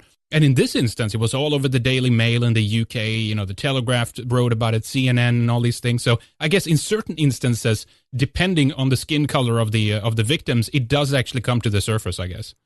Well, this for me is one of the biggest shocks. The whole media uproar worldwide about Cecil the Lion. Yes. Now, in that period that they have been screaming and shouting about Cecil the Lion, 58 white South Africans have been tortured to death. And not one word. No, it's not important. They don't care about it, But how is that possible? Henrik, my heart breaks to see that the lion who the Zimbabweans don't care one bit about. They really don't, because the Zimbabwean came out on an article the other day and said, oh, for heaven's sake, we kill lions every day. And Mad Bob Mugabe had 2 lions on his birthday menu. I know, an elephant and all these things. Amazing. Yes, wow. Yes. So this whole uproar created by the rest of the world, while 58 innocent white South Africans were tortured and raped to death. And not one word. No. I just want to give up most days. I want to sit here in my little house and say, look, I'm not achieving anything. My voice is not being heard. But I feel the pressure of those 3.5 million lives on my shoulders because I'm the only one in the USA trying to do this. The only one person in the whole of the USA trying to raise awareness. And so I feel the weight of those people who are dying like flies. And they're being targeted for who they are. Is this, do you think, Karin, done in what's feeding this? Is there what can you tell us about the media climate in South Africa? Are there papers and television shows that come out that speak about this? is it? No, Henrik. In South Africa, the press is controlled by the government, and the radio stations and the TV stations are government owned. So there is intense censorship. But if any crime is reported in the newspapers, it will always have a picture of white hands in handcuffs. Always. And yet there is very little white on black or white on white crime in South Africa. So they are brainwashing you just by that picture of thinking that story is about some white criminal. And so, yes, it is orchestrated from the top downwards.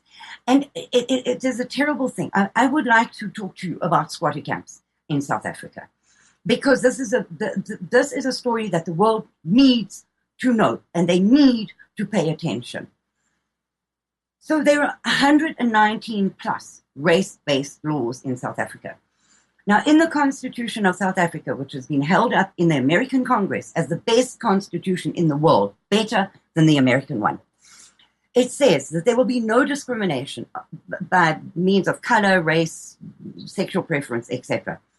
And a couple of paragraphs later, it says, except in the case of affirmative action, which is to right the wrongs of the past.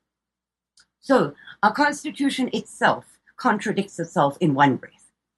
Now, when the blacks came into power, they instituted affirmative action laws. And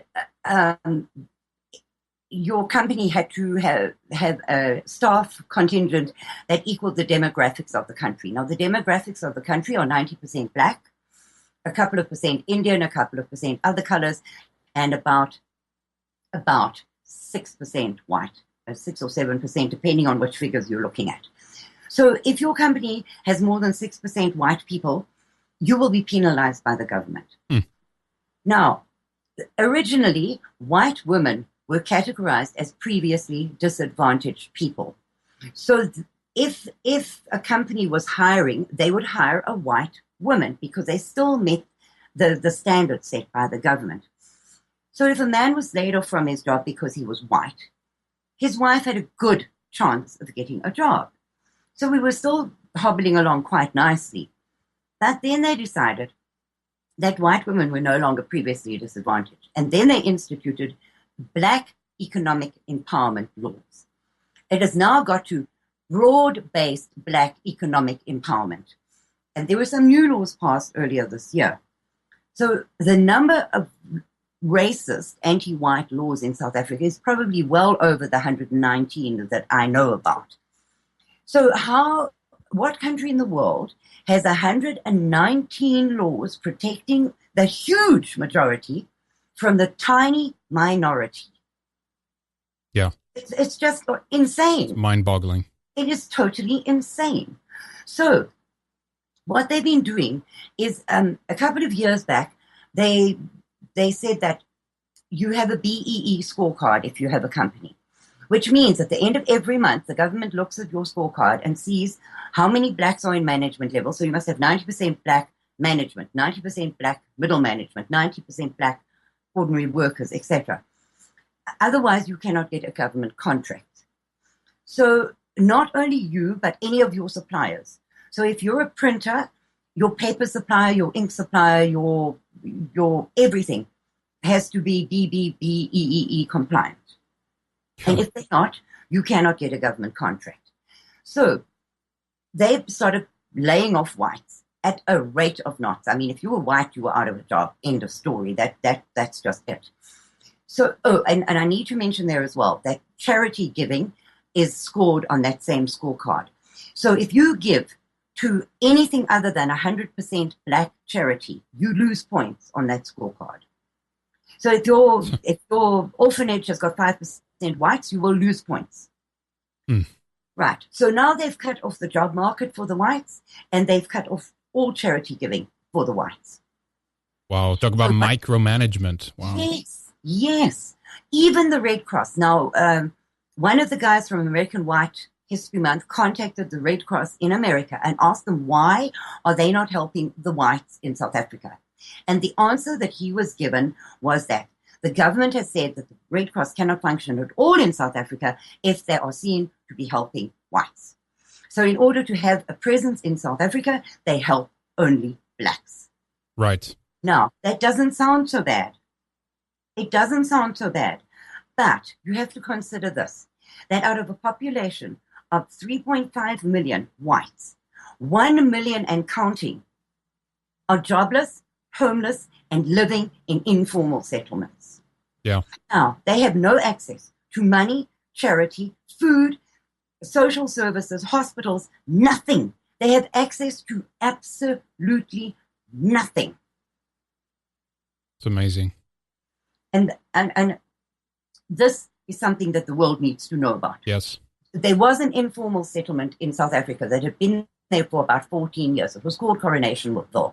It was a white informal settlement and now people call them squatter camps, but that gives a totally wrong impression of what they are, because the black squatter camps are where blacks have just taken over a piece of land that doesn't belong to them and put up shacks and shanties there. The whites have been given land by some sympathetic white farmer person, whoever, has given them a piece of land and said, okay, you can come and live here because you have nowhere else to live except on the side of the road.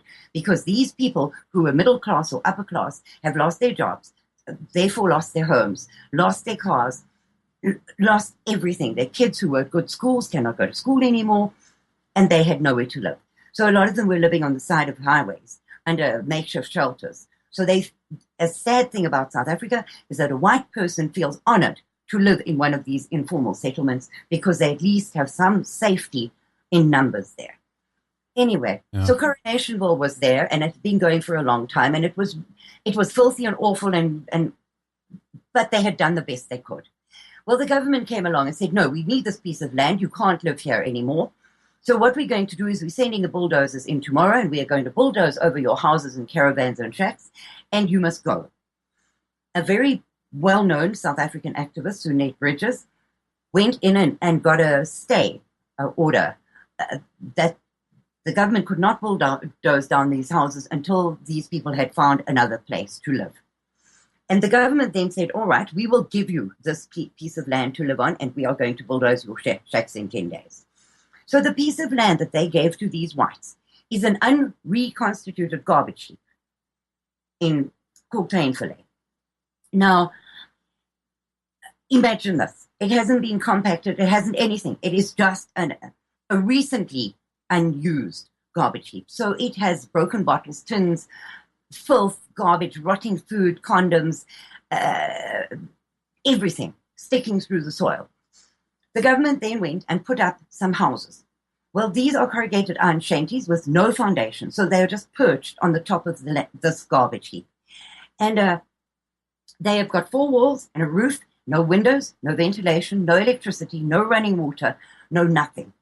So for 300 of these houses, they installed 5 faucets for running water for these 300 families that were supposed to move there. There are no toilets, no nothing, no electricity, nothing. So these people moved there. And on the second night that they were there, there was this biggest storm that area has had in years. Well, the holes in their roofs were obviously visible then, and the water came pouring through. So they were knee-deep in this garbage, this mush-mash of filth. They were knee-deep in because they don't have beds, so they were sleeping on this mud. And a wind came up, and because those houses had got no foundations, they were blown over. They found them 4 streets away, these houses. Now, across the road from this white government-designated settlement is black RDP housing, which is an informal settlement by the government for the blacks. They have solar heating, they have electricity, they have running water, they have toilets in every single house. They have brick houses with proper foundations, they have roads, they have everything. So these people at Munsieville, they had to live there. They had nowhere else to go. So they moved into this place. And this charity that I told you about earlier on took pity on these people and started getting donations to put concrete floors into the houses because it is now winter in South Africa and it is a very, very cold, miserable winter. And just uphill from this settlement is another settlement where the water rushes down open pipes and onto their garbage heap. So they are always knee-deep in unbelievable, stinking, disgusting filth. Wow. So they started putting concrete floors into these houses for these people, and that is why one of the reasons why they need money so badly. These people didn't have beds, they didn't have blankets, they have scarcely got clothes, and they had no food. And there is one porta potty put up for each 5 houses. Now it's got a 10-gallon bucket, and they are changed once a week. So can you imagine 5 families using one bucket for a week?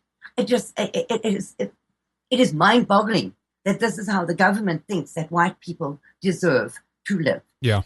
So these people are ill. They are dying of malnutrition. They are sick. The babies are dying. So this charity organization had a charity drive just before the winter, and they went to take stuff, blankets and food and whatever, to these people in Munsieville. Well, they were handing out the donations, and the blacks from their nice houses came across the road, and they were demanding that they get given these donations as well. So the little white girl in charge of this said, well, you know, if babies are hungry, and a baby is a baby, black or white. So yes, help yourselves. Once the white people that it was designated for have theirs. The blacks started going crazy about, we don't like this food. We don't eat the tins of this. We don't eat cans of that. We don't want rice. Well, nobody asked them. if they really need donations to such a degree that they need to come and take away from the whites, then be grateful for what you're getting. So the whites are under terrible threat in South Africa. And there are 1 million and more of them. That's 1/3 of the white population living like that, Wow. of which 350,000 are children. Now, in South Africa, you pay for school. You have to wear a school uniform. There are not buses that pick you up to take you to school. You have to get yourself there and back. And you pay for your school books. Now, if you are living in those circumstances without a single hope in the world of ever getting a job again because you're white, how are you going to send your children to school? So this charity asked, could they please put up a small building where they could school the younger children in reading and writing? And the government said, no, you may not have permanent buildings on that garbage heap, only what we've given you. So they asked, could they put up a little clinic where some good doctors would give their spare time to help these people?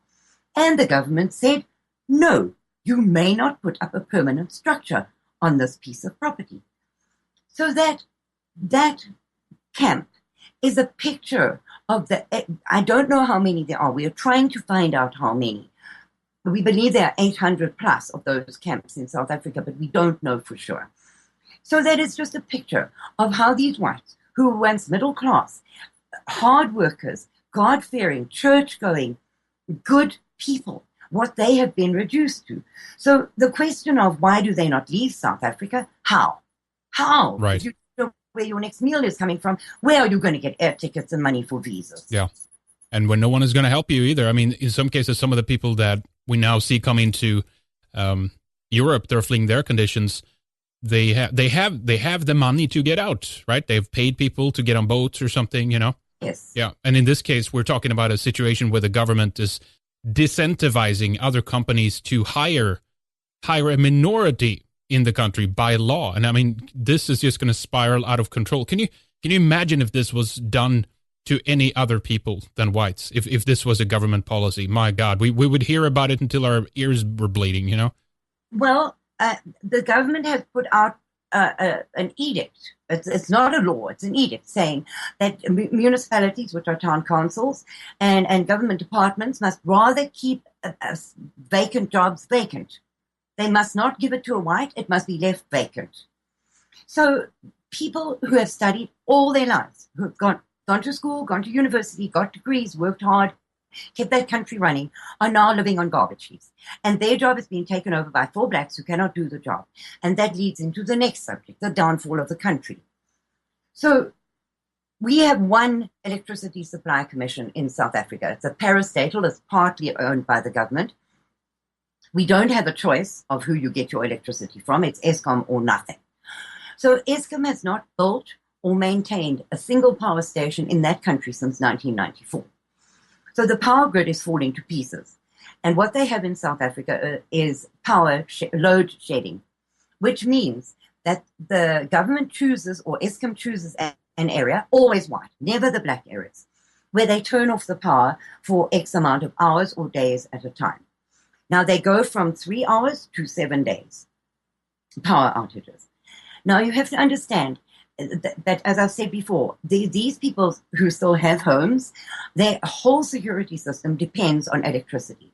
If your power is out for more than a day at a time, your gate batteries go flat, your alarm system batteries go flat, your cell phone, everything is done by cell phone in South Africa, your cell phone batteries go flat.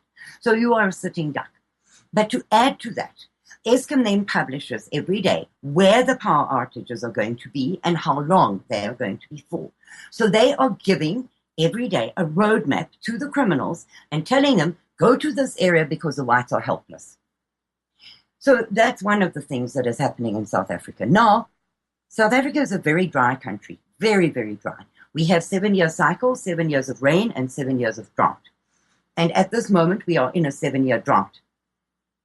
And our esteemed Minister of Water Affairs said that the water shortage is due to the apartheid government because we built the dams too big.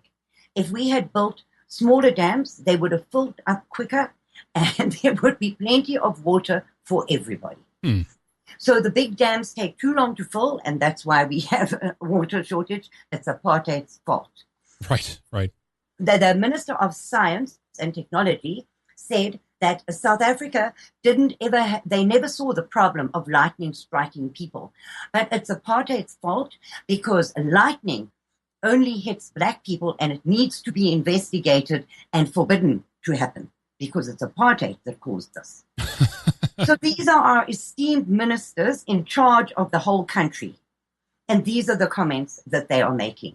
The Minister of Law and Order said, if you do not like the crime rate in South Africa, stop whining and leave the country. Right. But they can't. That's the problem.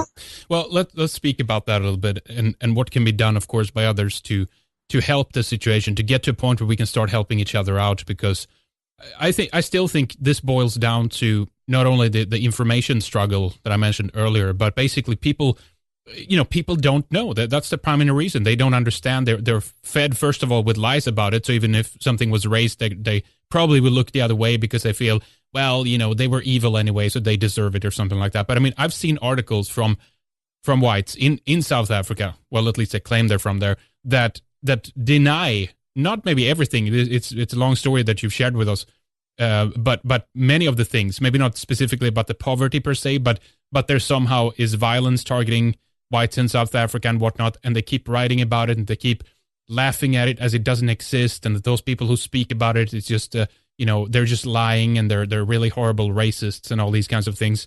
And there seems to be that type of struggle when people go to try to find out. They encounter online as well, of course, not only through the mainstream, but they encounter a lot of material that counters all of this. How do you propose we from the outside, like beyond, of course, listening to people like yourselves, but how can we get a clearer picture? Is there anybody that's done a more definitive documentary on these kinds of things that you're talking about, or is there any independent media that had covered a lot of the things that you talk about?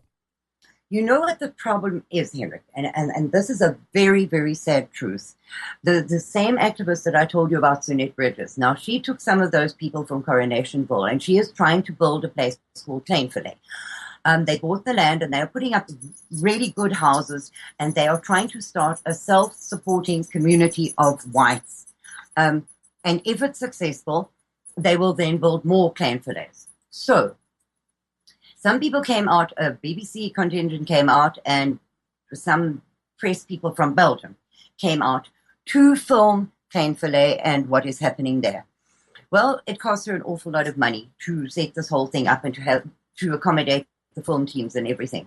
What the end result of that was a totally biased documentaries that came out on the part of these film companies that said that she particularly was an incredible racist and was trying to go back to the apartheid era.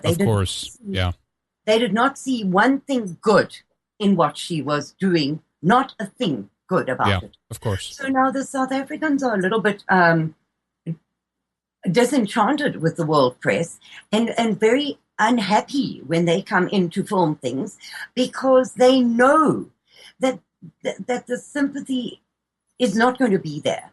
The minds are made up before they go and do these documentaries. Of course, yeah. So you'll find a BBC documentary was done in the white squatter camps by a black British guy. I can't remember his name right now. It was two videos were made by him, but also making a kind of a laugh in your sleeve about these whites, because, well, they're such big bad people.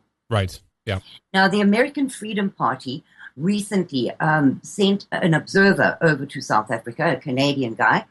They sent him over to South Africa on a fact-finding mission to come back and write a book and a pictorial study of what he found over there. He has just recently come back, maybe 6 weeks ago, and is busy writing the book with some South African authors. But I was instrumental in setting up his tour, so I set him up with the squatter camp people, etc., and did his itinerary. So I know exactly what he saw and he came back horrified. The problem is, who buys books? Right. Who cares enough? Well, that's what I'm saying. That's why I'm talking about independent people, of course, who can look at it objectively and also go in there with with cameras. And I mean, it's never going to come from BBC, because I think part of this as well is part of the propaganda that they cover when it comes to what's happening in South Africa is intended to be targeted towards the whites in that country, right? So the British need to know that, look here, this is what happens when you go this way, kind of thing, you know. So it's different ways and capabilities. They're trying to keep people in check, but that's what I'm saying. We need like an independent film company or something that can really go and detail this and share this for free online on the web. I know all of this costs money. I know this would take time and all of this, but that's, in my view, that's one of the first things that have to be established, that the information have to get out to people so that they can make that judgment for themselves and realize what is at stake, you know? Well, we have some small personal people, not independent companies. We have very, very brave South Africans doing exactly that now, putting up YouTubes. There's a website, Stop the White Genocide in South Africa. The lady who runs that website puts up a YouTube every single month detailing all the white murders and all the bad things that have happened in South Africa that month. Now, what you have to understand is that in South Africa, you can be disappeared. And my fear is that these people are painting such a large target on their own backs by being patriots and being stand-up, truth-telling people, that they will just disappear from sight, because they are definitely putting targets on their own backs. Right, yeah. A friend of mine works extremely hard in all the squatter camps in South Africa. She has branches in every province, which is a state in South Africa, in the United States. And she has volunteers. Now, they don't get paid astronomical salaries. They don't get paid anything. And these are white people who are unemployed, devoting every second of their time to their fellow white South Africans. Now, trying to get somebody like that out of the country is an absolute nightmare. You just cannot do it. You cannot do it. The government says the whites must go back, and they put it in print and they say it in Parliament. The whites must go back to Europe where they belong. But if you try and get your paperwork together to go somewhere, because you're not going back anywhere if you've been in South Africa 400 years, what are you? My father is Dutch, my mother is Scots. Where do I belong? What am I? Who am I?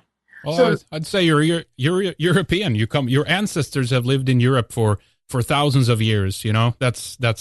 I know that you might have a different opinion on that, and I'm not claiming that I can be in a position to understand that, since I was born in Europe and I'm from there. But it's almost like I wish, this is my point. What I want to get to is that I wish that there was a concerted effort by Europeans then to help our cousins who come from Dutch, German, French, etc., even some Scandinavian stock to come back and to continue their way of life, but somewhere in Europe, and be protected, just like they want to protect all these refugees now they're coming to Europe.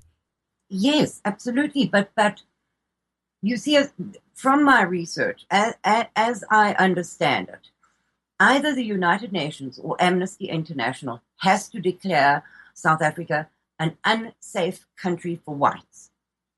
Now, despite the fact that Dr. Gregory Stanton from Genocide Watch, which is a United States-based organization that keeps an eye on all the countries in the world for possible genocides and genocides happening. Now, Dr. Gregory Stanton was a very, very vocal voice against apartheid. He stood up and marched and screamed against apartheid. The Dutch journalist that I told you about earlier, Ariana van State, she went to Gregory Stanton and she said to him, look, there is a genocide happening in South Africa and you need to go and investigate it. So after many, many, many months of persuasion and providing him with facts and figures, he went to South Africa to have a look for himself. I believe it was in 2012 was his first visit there, where he put South Africa on stage 5 of 8 stages of genocide. But he also said that South Africa is in all 8 stages of genocide. However, it is such a slow genocide without thousands of bodies in the streets every day that it is very hard to quantify or even qualify what stage we are at.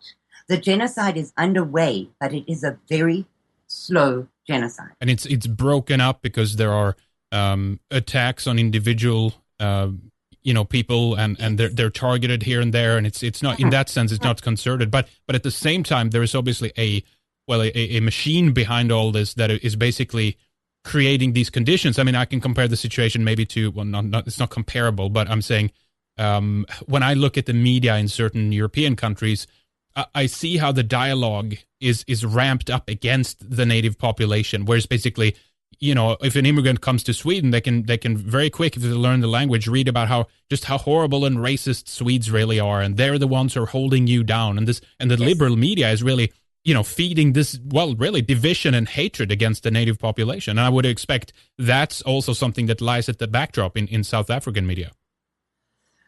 Yes, because you spoke about that maybe you did.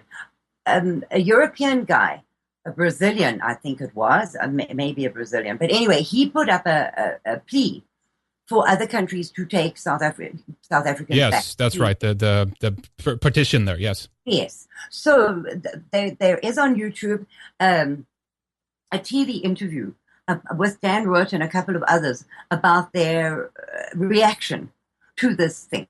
Now, the white TV presenters are saying they are shocked, disgusted, and horrified, which is what you were talking about earlier.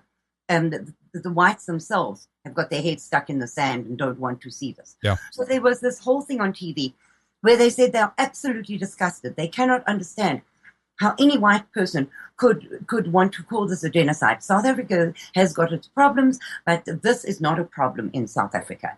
And they had Dan Roth on that program, and he said, look, there is a white ethnic cleansing or genocide going on. You cannot deny it. Well, he was laughed at. Yeah. So what I think, and having not been out of South Africa very long and having been very well off when I was there, this is what I think. The people who are coining it off of South Africa right now are quite happy to fill their pockets while they are still safe. Now, they have the money and they live in gated, guarded communities. They drive on roads where they do not have to pass the squalor and the horror of the black and the white squatter camps. And until somebody in their family is either murdered or robbed or whatever, they can afford to ignore, because they have a visa in their passport or a foreign passport in their possession. They have money offshore and they can leave at the drop of a hat. Where these people that we are talking about, who are dispossessed of everything, cannot even think about leaving. If you are making money hand over fist, which is still possible in that country, you are kind of obliged to not notice that things are going to hell. And so that is the divide in South Africa. But in the white population, those who do not wish to see, because that is what it is, they do not wish to see it. And those who do see it are suffering it. Yeah. Well, it's very, very difficult to try to get this through. As I mentioned earlier, I saw actually after the Dylan Roof shooting in Charleston, I saw this is one South African lady, and it's just one article. I'm not picking this out. It's extraordinarily, spectacular or anything like that, or particularly, wicked in any way. But it was just like a little sample, a pick of some of the things that comes up now and then. But it was basically this white South African woman. She was writing about how she had met horrible people like Dylan Roof online, yes. and they kept claiming that there were somehow a genocide in South Africa, and she kept saying, these people are wrong, I have to laugh at them, and that's the kind of battle that's going on. Now, do you think that these individuals are simply misinformed, they don't really see what's going on, or are they part of another agenda, or are they just denying it and can't face the reality? Or is it possible that, as it is with some European countries, that you have people who are in very, very homogenous areas, they keep lobbying for diversity, but they actually are never in those areas and never actually get to see some of those, the clashes that occur between people, There you go, Adrian. Yeah. It is so easy to sit in your little ivory tower, protected from the rest of the world, and spout off this liberal, I nearly swore, nonsense, the liberal nonsense, and have that liberal viewpoint, because in your little ivory tower, you are so protected, and you don't have to see it. And once again, you have the education system, which is incredibly liberal and anti-white. So you've gone through that whole system, and you have blinkers on. And until it hits you or your pocket, you are not going to see it, because you refuse to see it. And so it's the same time that I'm fighting, and people like me are fighting the media blackout on the subject. We are fighting our own people. Yes, more than any, almost. Yeah. Send us hate mail, and you would be astonished at some of the things that I have been called and told because I'm a liar. Right. And now it's right in front of your eyes if you just open them. Well, it's this idea too, Karin, that it's just like it doesn't matter because you can't defend yourself. You can't stand up to your own interests. If you are white, you are in a different and separate category of one who's the symbol, the epitome of the perpetual oppressor, right? So whenever you stand up to yourself, oh my God, it's another Holocaust. The SS army is marching in, and that's it, right? Mm-hmm. Absolutely. And you know a thing that I haven't mentioned to you, but really needs to be mentioned because there's a Chinese influence in South Africa. Now, I saw a map the other day of where in Africa China owns the mineral rights, and it's practically the whole of Africa. So the Chinese have been, because of South Africa's agreement with BRICS, which is Brazil, Russia, India, China, and South Africa. Because of their agreement with those countries, the Chinese have been pouring into South Africa. And they were finding it very difficult because they were not classified either white or black. So they had to abide by the BBEEE rules. So in 2008, our wonderful ANC government, in their infinite wisdom, declared that Chinese are now black. So that none of really? Yes. Wow. In South Africa, if you're Chinese, you are classified black. In other words, you can join in the fight against white. Yes. Yeah. Yes, you can. And none of the laws that apply against whites apply against you because you are black.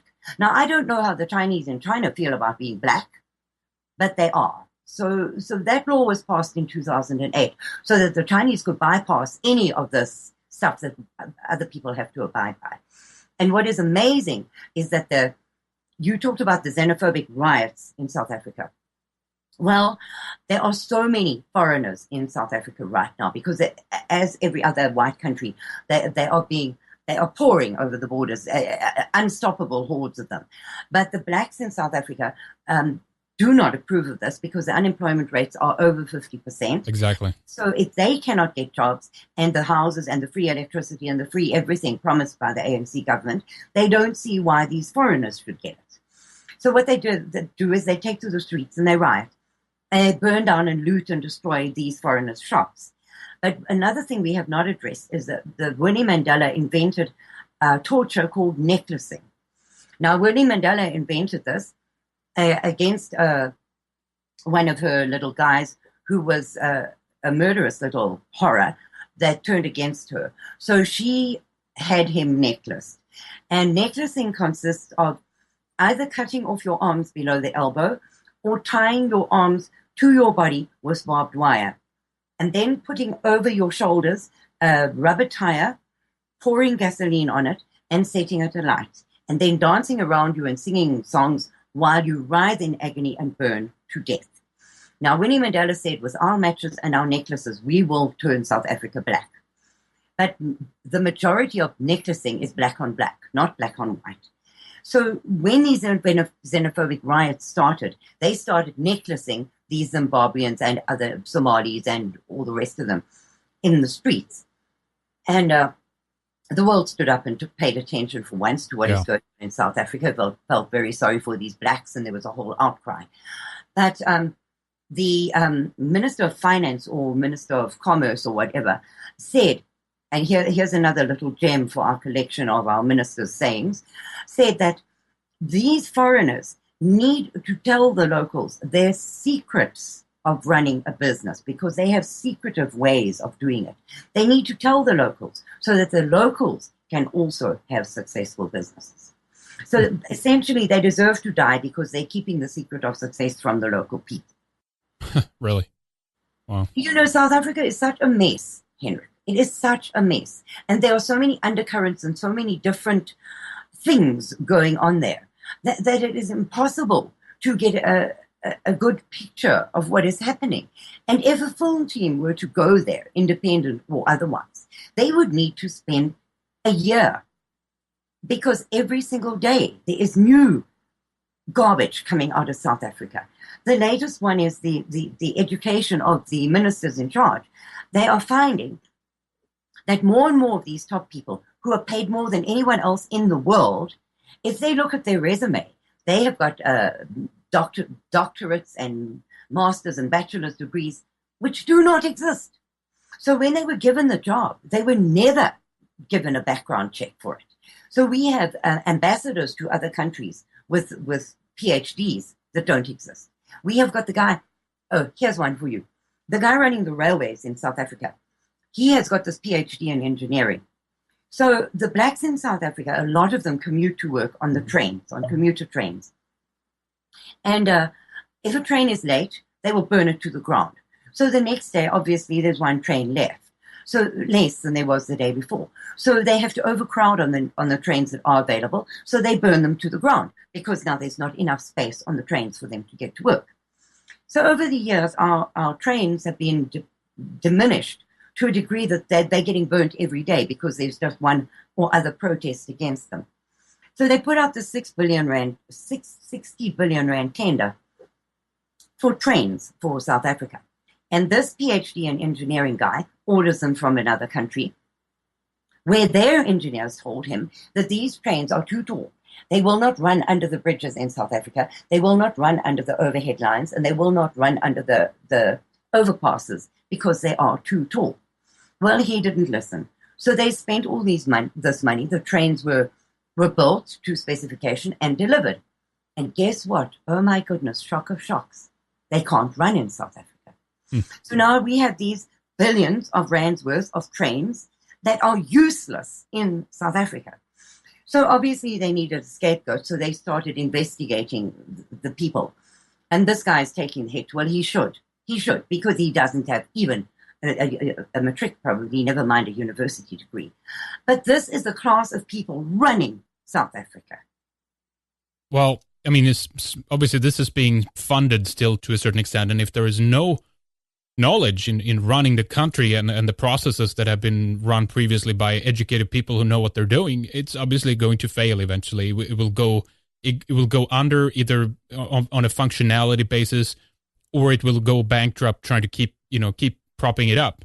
Is what do you see for the future? How is this going to turn out? What's going to happen next, do you think? Is it just going to get slowly and slowly worse, or is it going to be a radical difference in some way?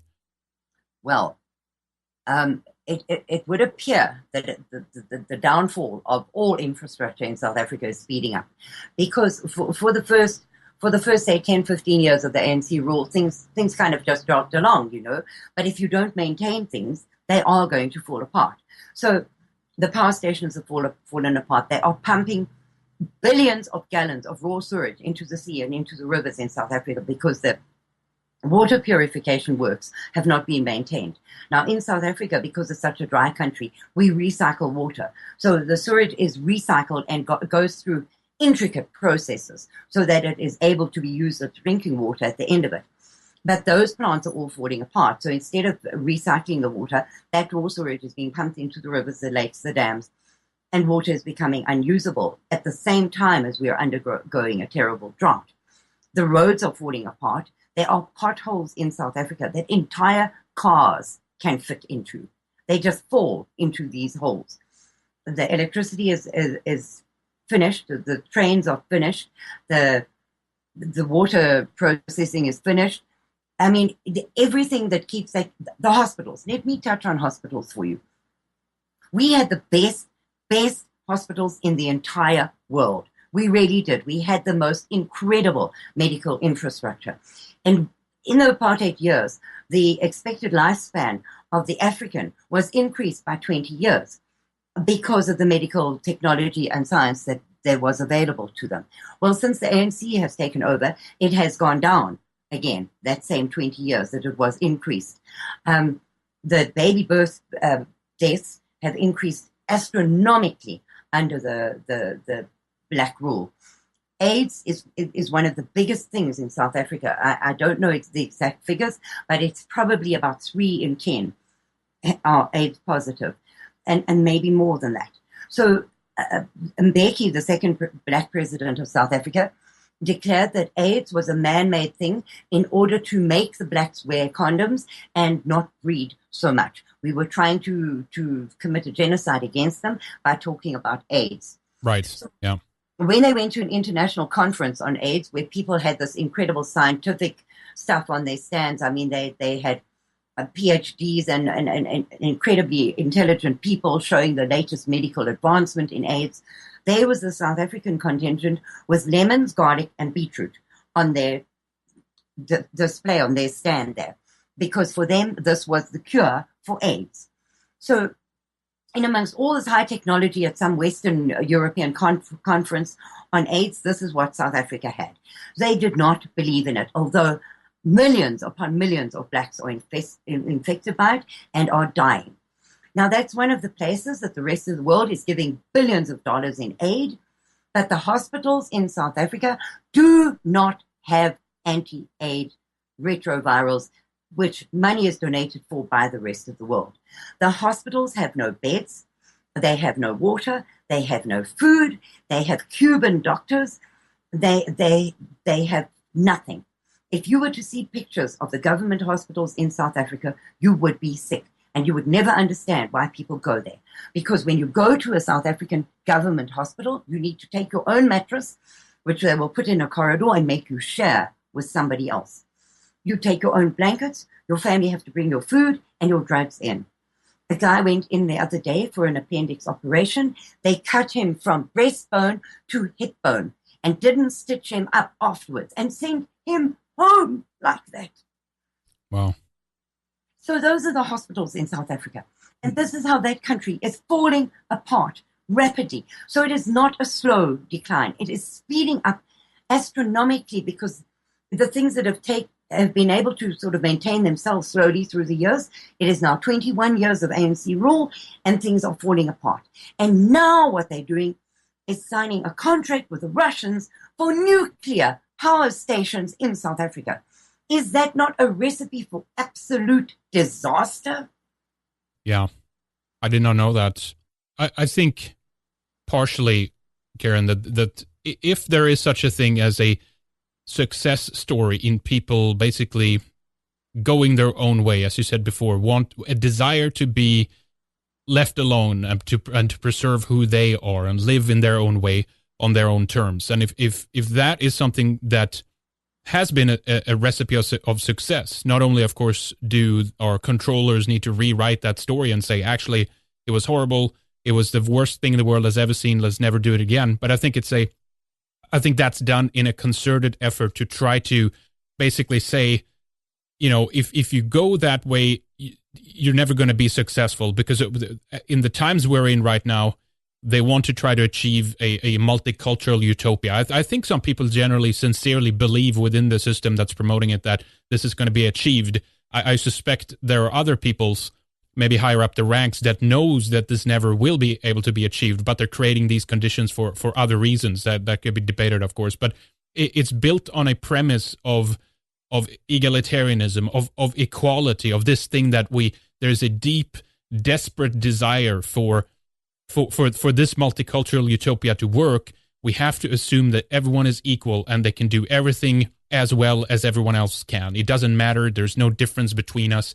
But if this is not the case, if this is untrue, if we are different, if we have different capabilities, if we are, good at different things, what have you, then this is something that has to be denied at all costs, so that this multicultural experiment that we're going through right now in the West, of course, not in many other countries, but then this has to be pushed through. And so someone going their own way, someone being separateness, apartheid, being apart from other people, then that's something that at all costs would have to be destroyed. And so I think to a certain extent, what has happened in South Africa is partially due to the timing of the whole thing, that it's at the worst possible time when the establishment is seeking to reform the global community or all the different nations into a global community rather.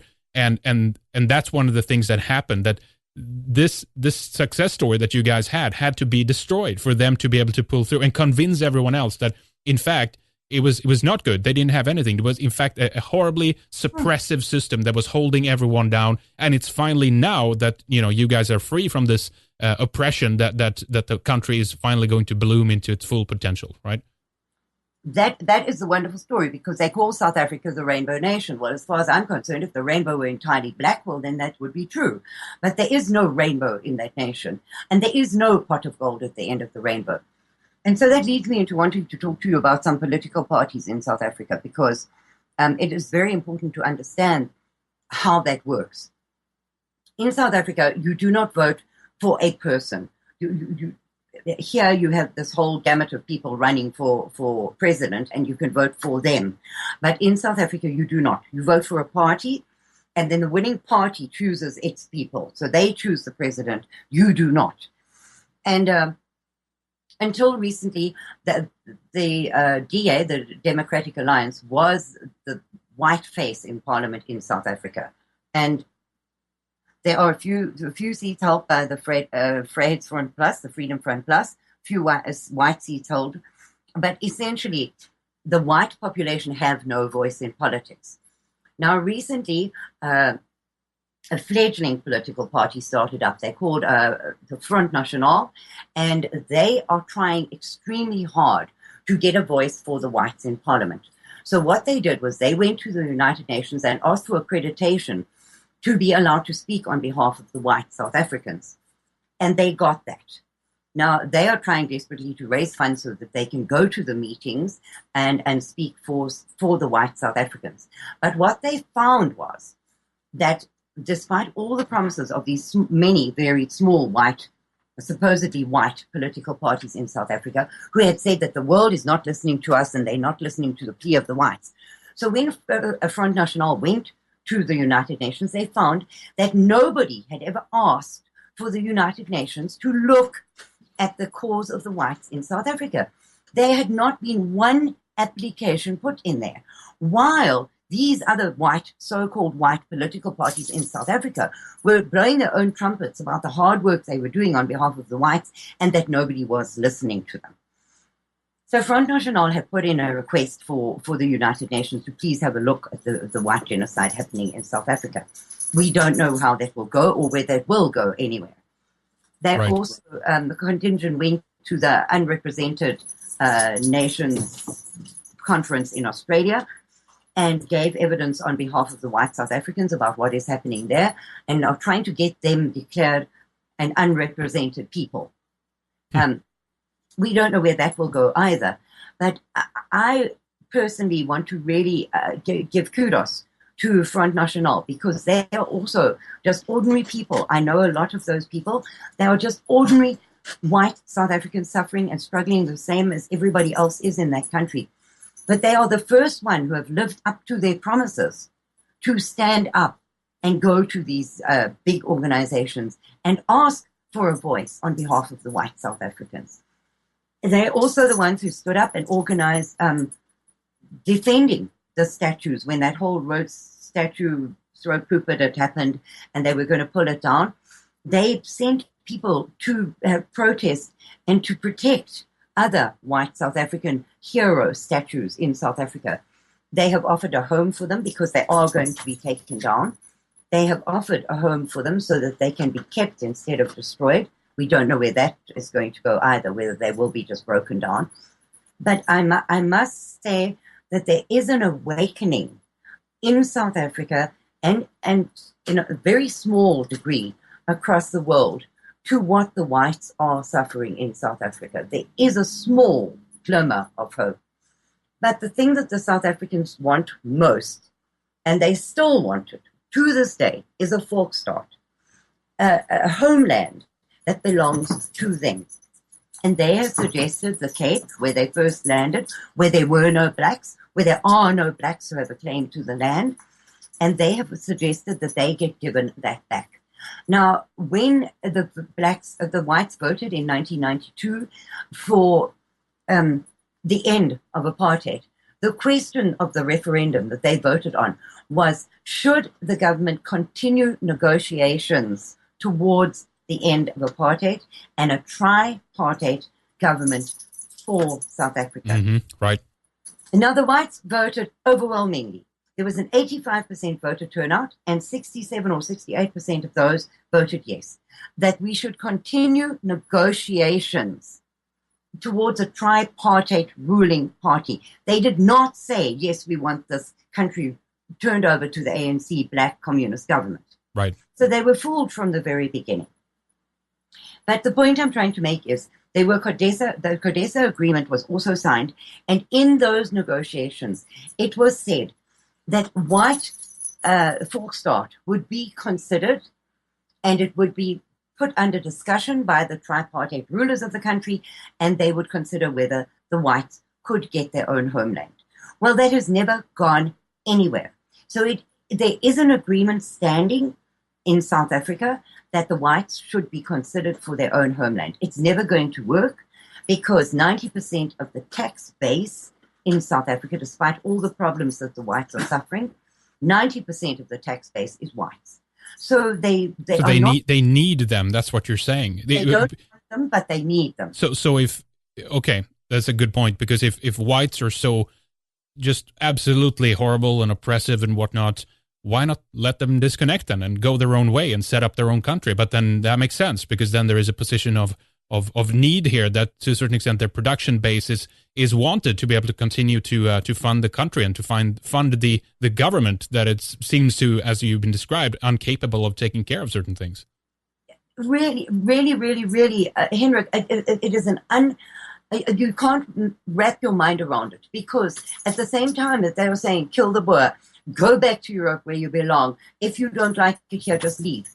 They need you, and they make it impossible for you to leave, because there are certain papers that you need to immigrate. So you need a police clearance, you need a birth, but not just your small birth certificate. You need the full birth certificate, you need a marriage certificate. You need all of these things, but you need to get them from Home Affairs in South Africa. So if you ever get to the counter in Home Affairs, which you can take up to 5-6 days of waiting in a queue and going back the next day and waiting again and going the next day and waiting again, you hand your paperwork in. Now, in my case, I married an American, born and bred in America. He had been in South Africa for 2 years at the time. So when I went to apply for my unabridged, that's the word I was looking for, unabridged marriage certificate, I finally got it after about 8 months of waiting. And on that certificate, it said that my husband was a South African. So I had to go back and undergo the whole process again. And then you have to get a police clearance. Well, that can take 2 years for them to get to you. So I got mine.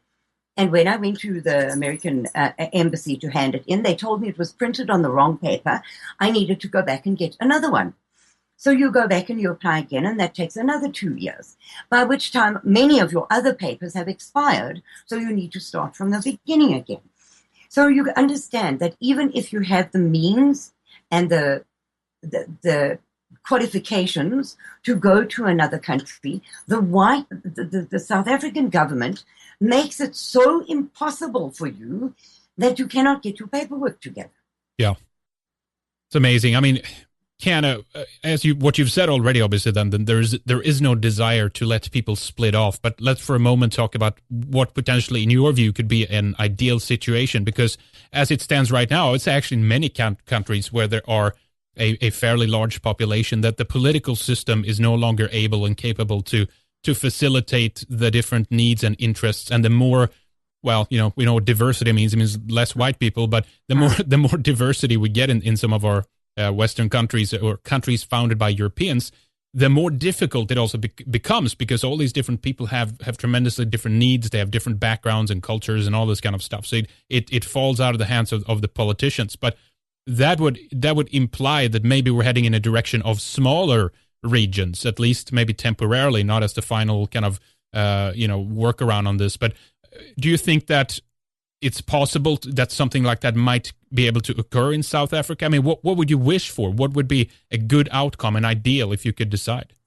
Okay, there are only 2 routes to follow in South Africa. The wish, the fervent prayer of the Afrikaner for Volksstaat, that they be given their own place. Now, there are 2 towns in South Africa. I don't know what. The second one is not as famous as Orania. There is Orania, which is a town that was bought by a white Afrikaner group. It is a totally white town. They have their own money, their own everything. They don't even have a police force because it is so crime free there. You have to speak Afrikaans. You have to be an Afrikaner to go and live there. They are farming. They are interacting commercially with the rest of South Africa, and they are doing extremely well. They teach in Afrikaans. They teach the correct history of the country. They have their own schools, their own sports teams, their own everything. And they are doing incredibly well. But they are not self-governing. They still fall under the ANC government. So if the ANC decided tomorrow that blacks must be allowed in Orania, they would have to abide by the local laws and they would have to allow it.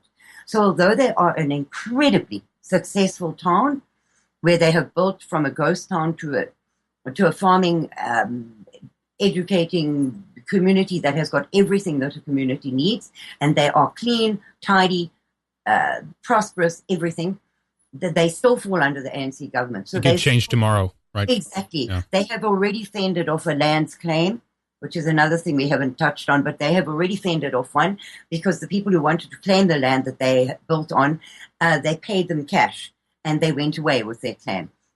But another claim could happen tomorrow, and the government could just as easily say, listen, you're not going to pay it out in cash. We are taking this land and we are giving it to a black tribe whose ancestor 500 years ago maybe grazed a goat there, because that's all you have to say happened, and that land belongs to your tribe. So it could happen tomorrow, but it is also a proof that Afrikaner self-governance is very good for the country and can work. Now, that is first prize for the Afrikaners in South Africa, because they say they are as African as anybody else. They have a right to be there, and they are not leaving. Despite the murders and despite the torture and despite everything, they are not leaving. That is first prize for them. I don't know whether I believe that will work or not. There are days when I think so, and there are other days when I think, oh my goodness, they are still going to be surrounded, outnumbered by black people who are going to flood into their white country in the hopes of making a buck, and the whole cycle will start again. Right. So yeah. I don't know what I believe about that.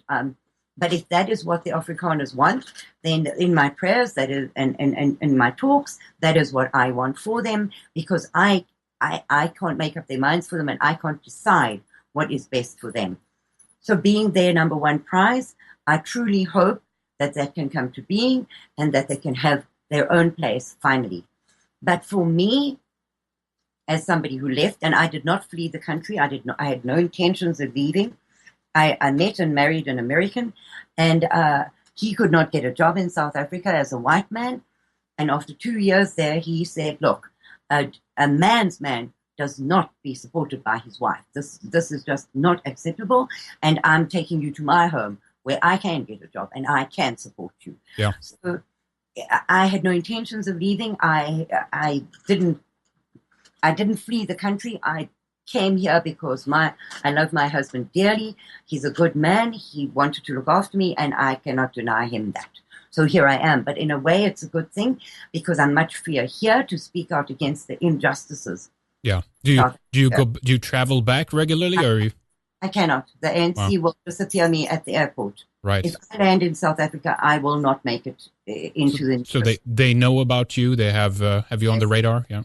Yes, they do. I have an enormous target on my back. Enormous. I cannot go back there. So the other thing that I think would be a good thing for South Africans is to be allowed to go back to their European roots. Yeah. Now, despite the fact that they are kicking and fighting and don't want to do that, it would probably be the safest route for them. But we would then need to send, the other countries would need to send in airlifts to get these 1 million of them living in informal settlements, to get them out of there, because there's no way that those people could leave. And with every country in the world being invaded by black hordes and Muslim hordes, they do not have the financial ability to bring in more people that they would be fully responsible for until they got on their feet. So they would need to airlift them out, provide them with housing and employment, and until they could get back on their feet and become contributing citizens to that country. So either of those solutions I don't see happening. I just see that if Julius Malema and his economic freedom fighters take over that country, they have a plan in place called Uhuru. And if that were to happen and their Uhuru became real, within 48 hours, they intend to get rid of every white in the country, to murder them and kill them. And they have plans in place which are perfectly viable. It could happen. It's not an African dream. It is an absolute possibility because the whites are spread out all over the place, and easily targeted by determined black hordes of people. Now, that is my fear, that in a short period of time, the whites will be wiped out and the rest of the world will say, oh my goodness, how did that happen? We never saw it coming, and oh, how sad, and move on with their lives. Right. Now, that is a very doom and gloom picture, but the other two possibilities are so unlikely, a fork start or refugee status and being flown out of the country en masse. What is left? Yeah.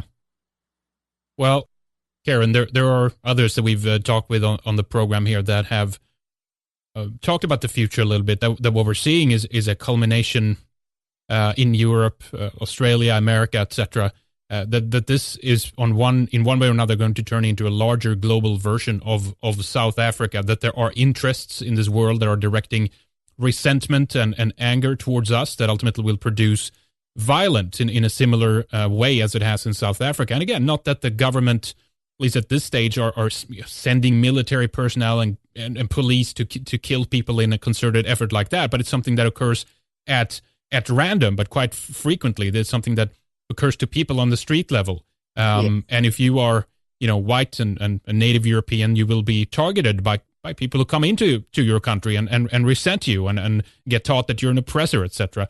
What do you think about that as a prediction? And I mean, is that a reality? What do you feel, since you've been experiencing the denial of this type of situation in your country?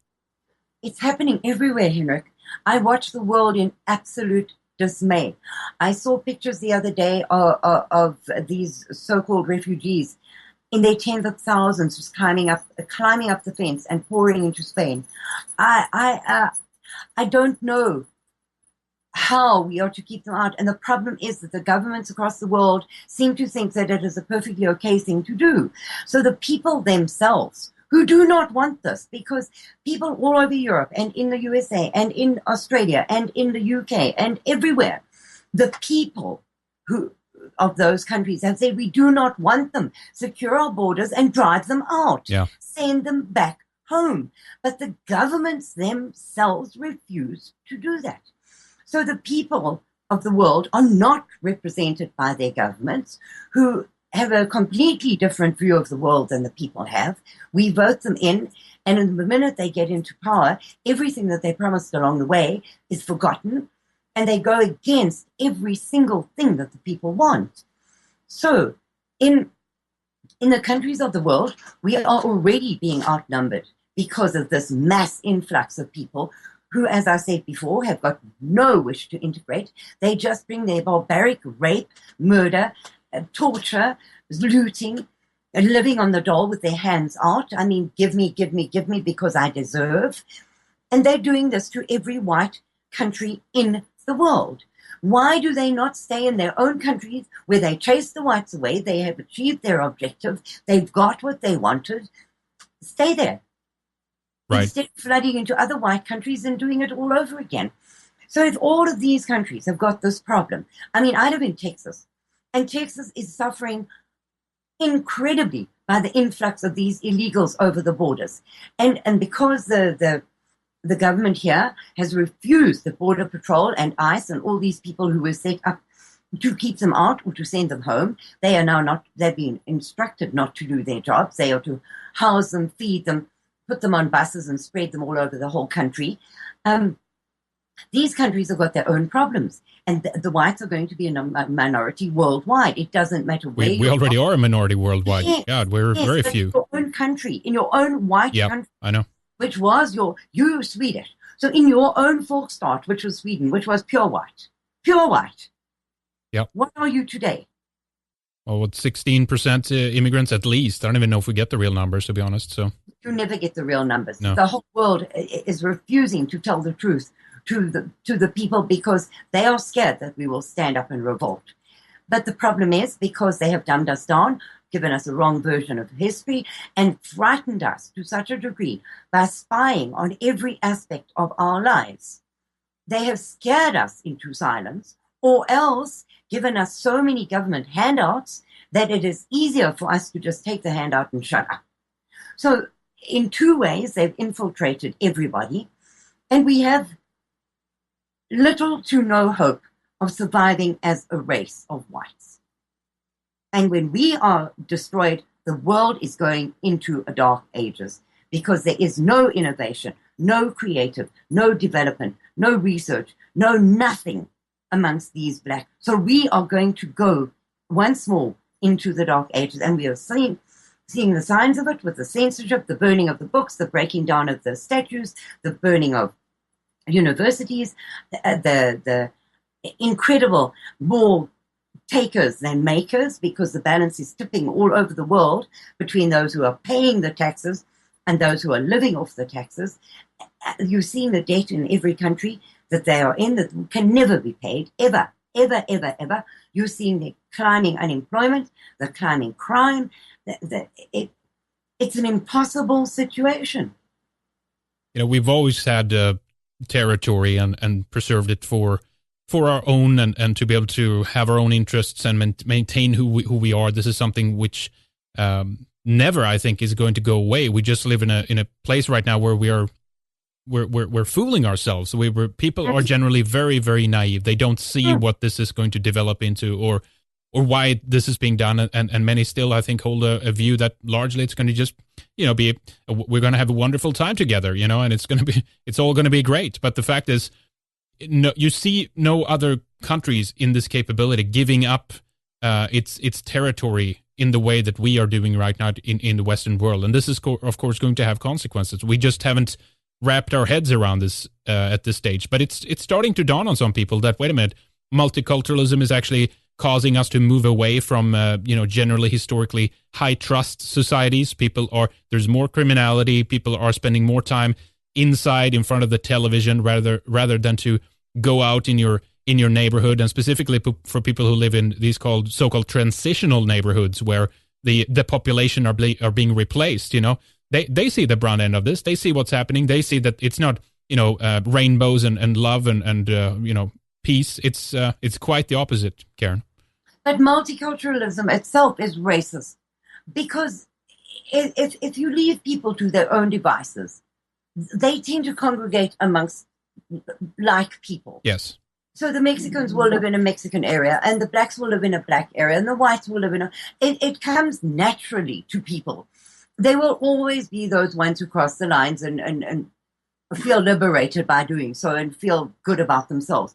But in general, people will congregate in groups that match themselves. And so multiculturalism itself is an enforced and a false paradigm. It isn't real, it doesn't work, and nobody's happy. No, that's right.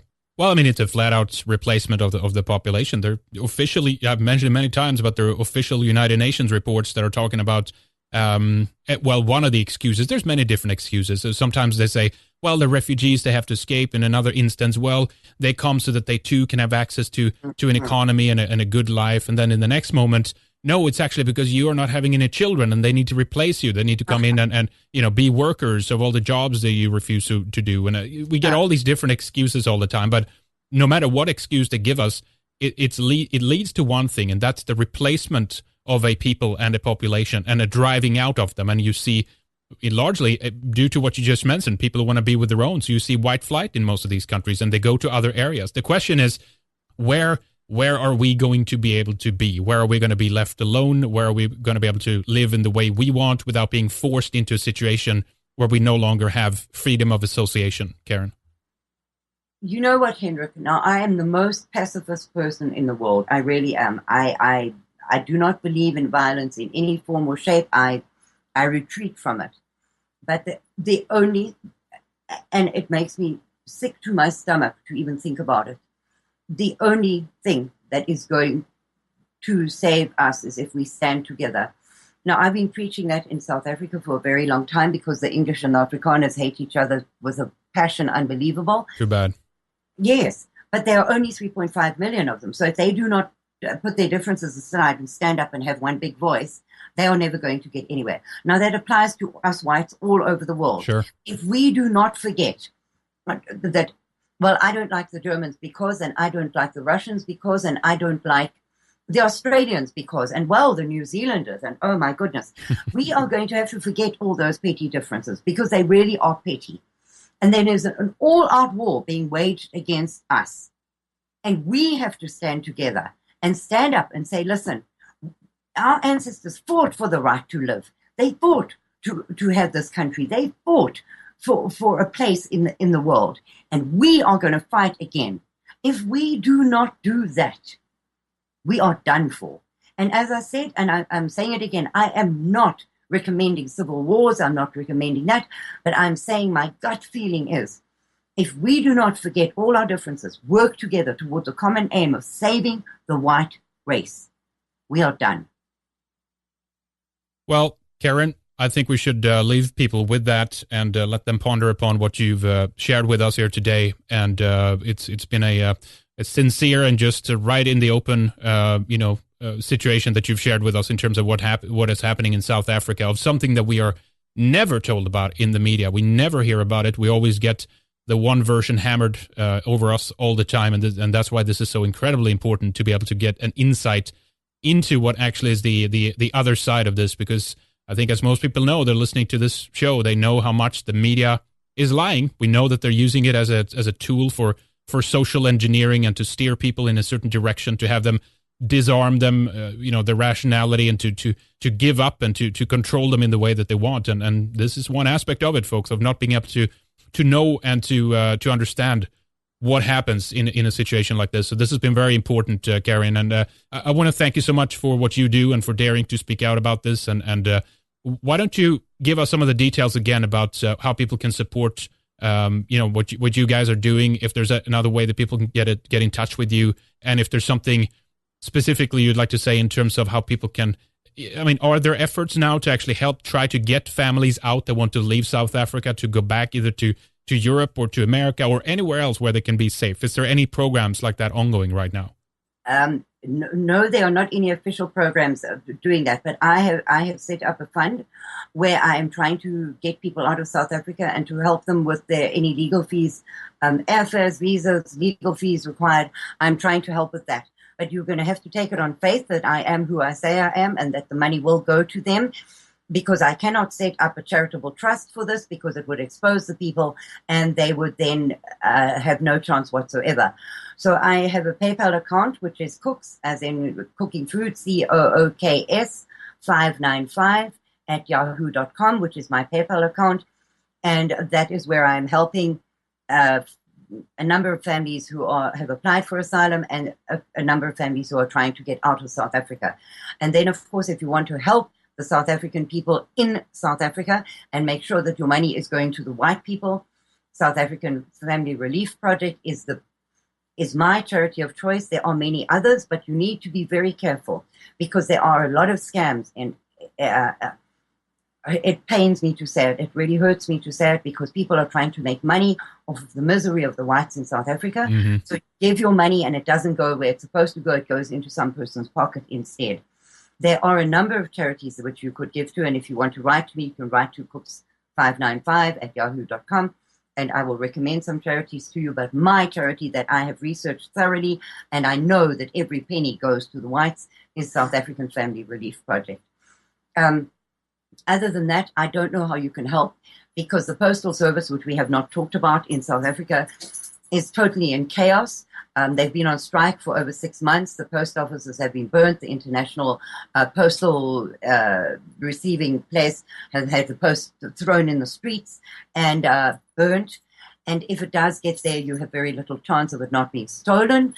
If it's not stolen, it then goes to the taxman. So anything you send to South Africa, the charity receiving it has to pay tax on it, which is decided by the Revenue Service in South Africa. They will open your parcel, decide what tax is due on it, and you have to pay it. So that sending goods, which are desperately needed, is a very iffy way to go, because it has a 99% chance of not reaching where it needs to be. So the best thing you can do is send money, and with the present exchange rate, which is about $13 to the rand and 20 pounds to the rand, 20 rands to the pound, sorry, and 30 rands to the dollar. I had that backwards.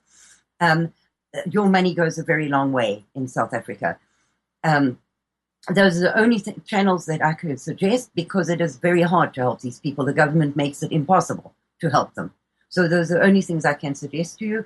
But if I have raised the visa fees and most of the airfare for a South African couple who are in great danger. They are in extreme danger of being disappeared or killed in South Africa, and they need to leave urgently. I've raised most of the money for them. They will come and live in my home. They will have my car until we can get them on their feet. So I need a couple of $100 in order to get them here, and we will then thank everybody personally. They will thank them personally once they get here. So you will know the money went to the right place, and any excess money raised will go to any legal fees that they need once they get here. So that's the best that I can suggest to you. You either trust me or you don't. Yeah, well, and we haven't even talked about the way that some people are tortured and die in the most gruesome, heinous ways. There are many photos that I wish I'd never seen, that I wish I could erase from my memory. And well, Karin, we should talk again at some point and discuss some of the other things we didn't get a chance to discuss here today. There's a lot more to it, and there's a lot of different nuances and things that we didn't get a chance to discuss and talk about. But thank you again so much for coming on, and keep up the good work. Keep being brave and talk about these things, and keep spreading the word, and don't lose faith. I think there's a lot of people that are slowly kind of waking up to the reality of how they're being hoodwinked from this. So you do a good job, Karin. Thank you so much again. Thank you very much, Henrik, and thank you from the entire white population of South Africa, because it means such a lot to them. You have no idea the thank yous that come in after a show, because it is important to give them hope. And shows like yours are giving them hope that the world does care, that they're not left on the tip of Africa, dying like flies and nobody caring. So it is very important what you have just done, and I thank you from the bottom of my heart. Well, there you have it. That's our Red Eyes radio program for today. Thank you so much for listening, ladies and gentlemen, and for getting an inside perspective on this story. A small insight into one of the biggest and most distorted and lied about tragedies of our times. There is naturally more to this story, and we'll continue to bring you information from other people who can tell you firsthand about their experiences and how they flat out deny that any of this is happening, that somehow this is all delusions. They think that just because it's out of the press, it can't be true. Well, that's a big mistake to make. As you regular listeners know, conspiracy by omission is far from something new. We are going to be back with Dave Yorkshire from Mjölnir magazine out of the UK on Wednesday, and then we have Lorraine Murray, Dan Root, and others joining us on the program after that. Well, for now, we say thank you so much for listening. Once again, please sign up for a membership with us at redicemembers.com. Get full access to our archived programs going back to 2006, both ours and all the other content we have for you. For now, we say stay well, and thank you for using your brain, for thinking, for researching, and preparing yourself for what needs to be done. Okay, don't forget to take care of your loved ones, and we'll talk to you soon.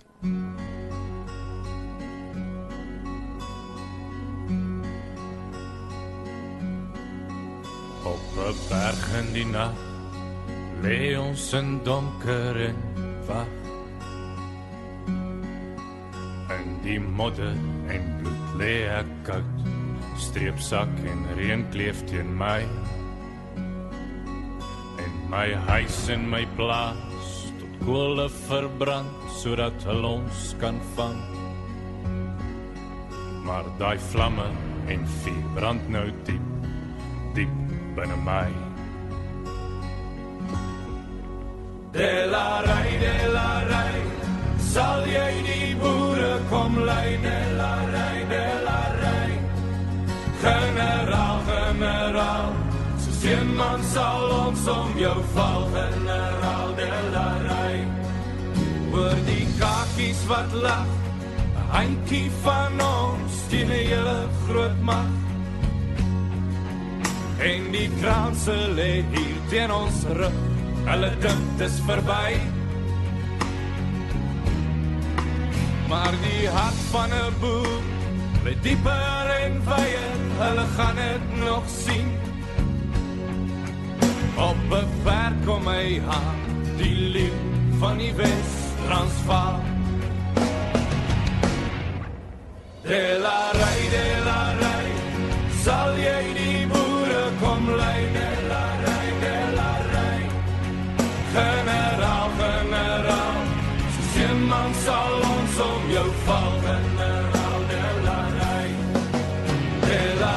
delarai, sal jy die boere kom lei? Delarai, generaal, soos een man sal ons om jou val. Generaal, delarai, want my vrou en my kind lê in 'n kamp en vergaan. En die kakies se mik loop oor 'n nasie wat weer op sal staan.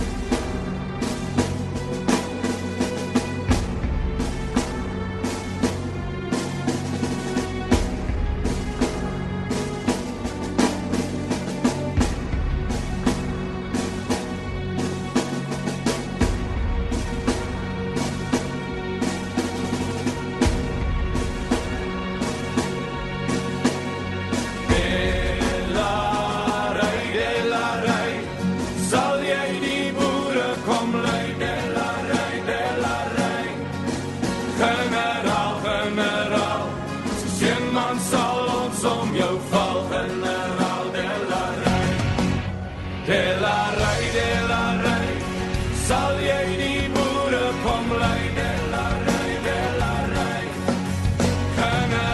generaal, soos een man sal ons om jou val. Generaal,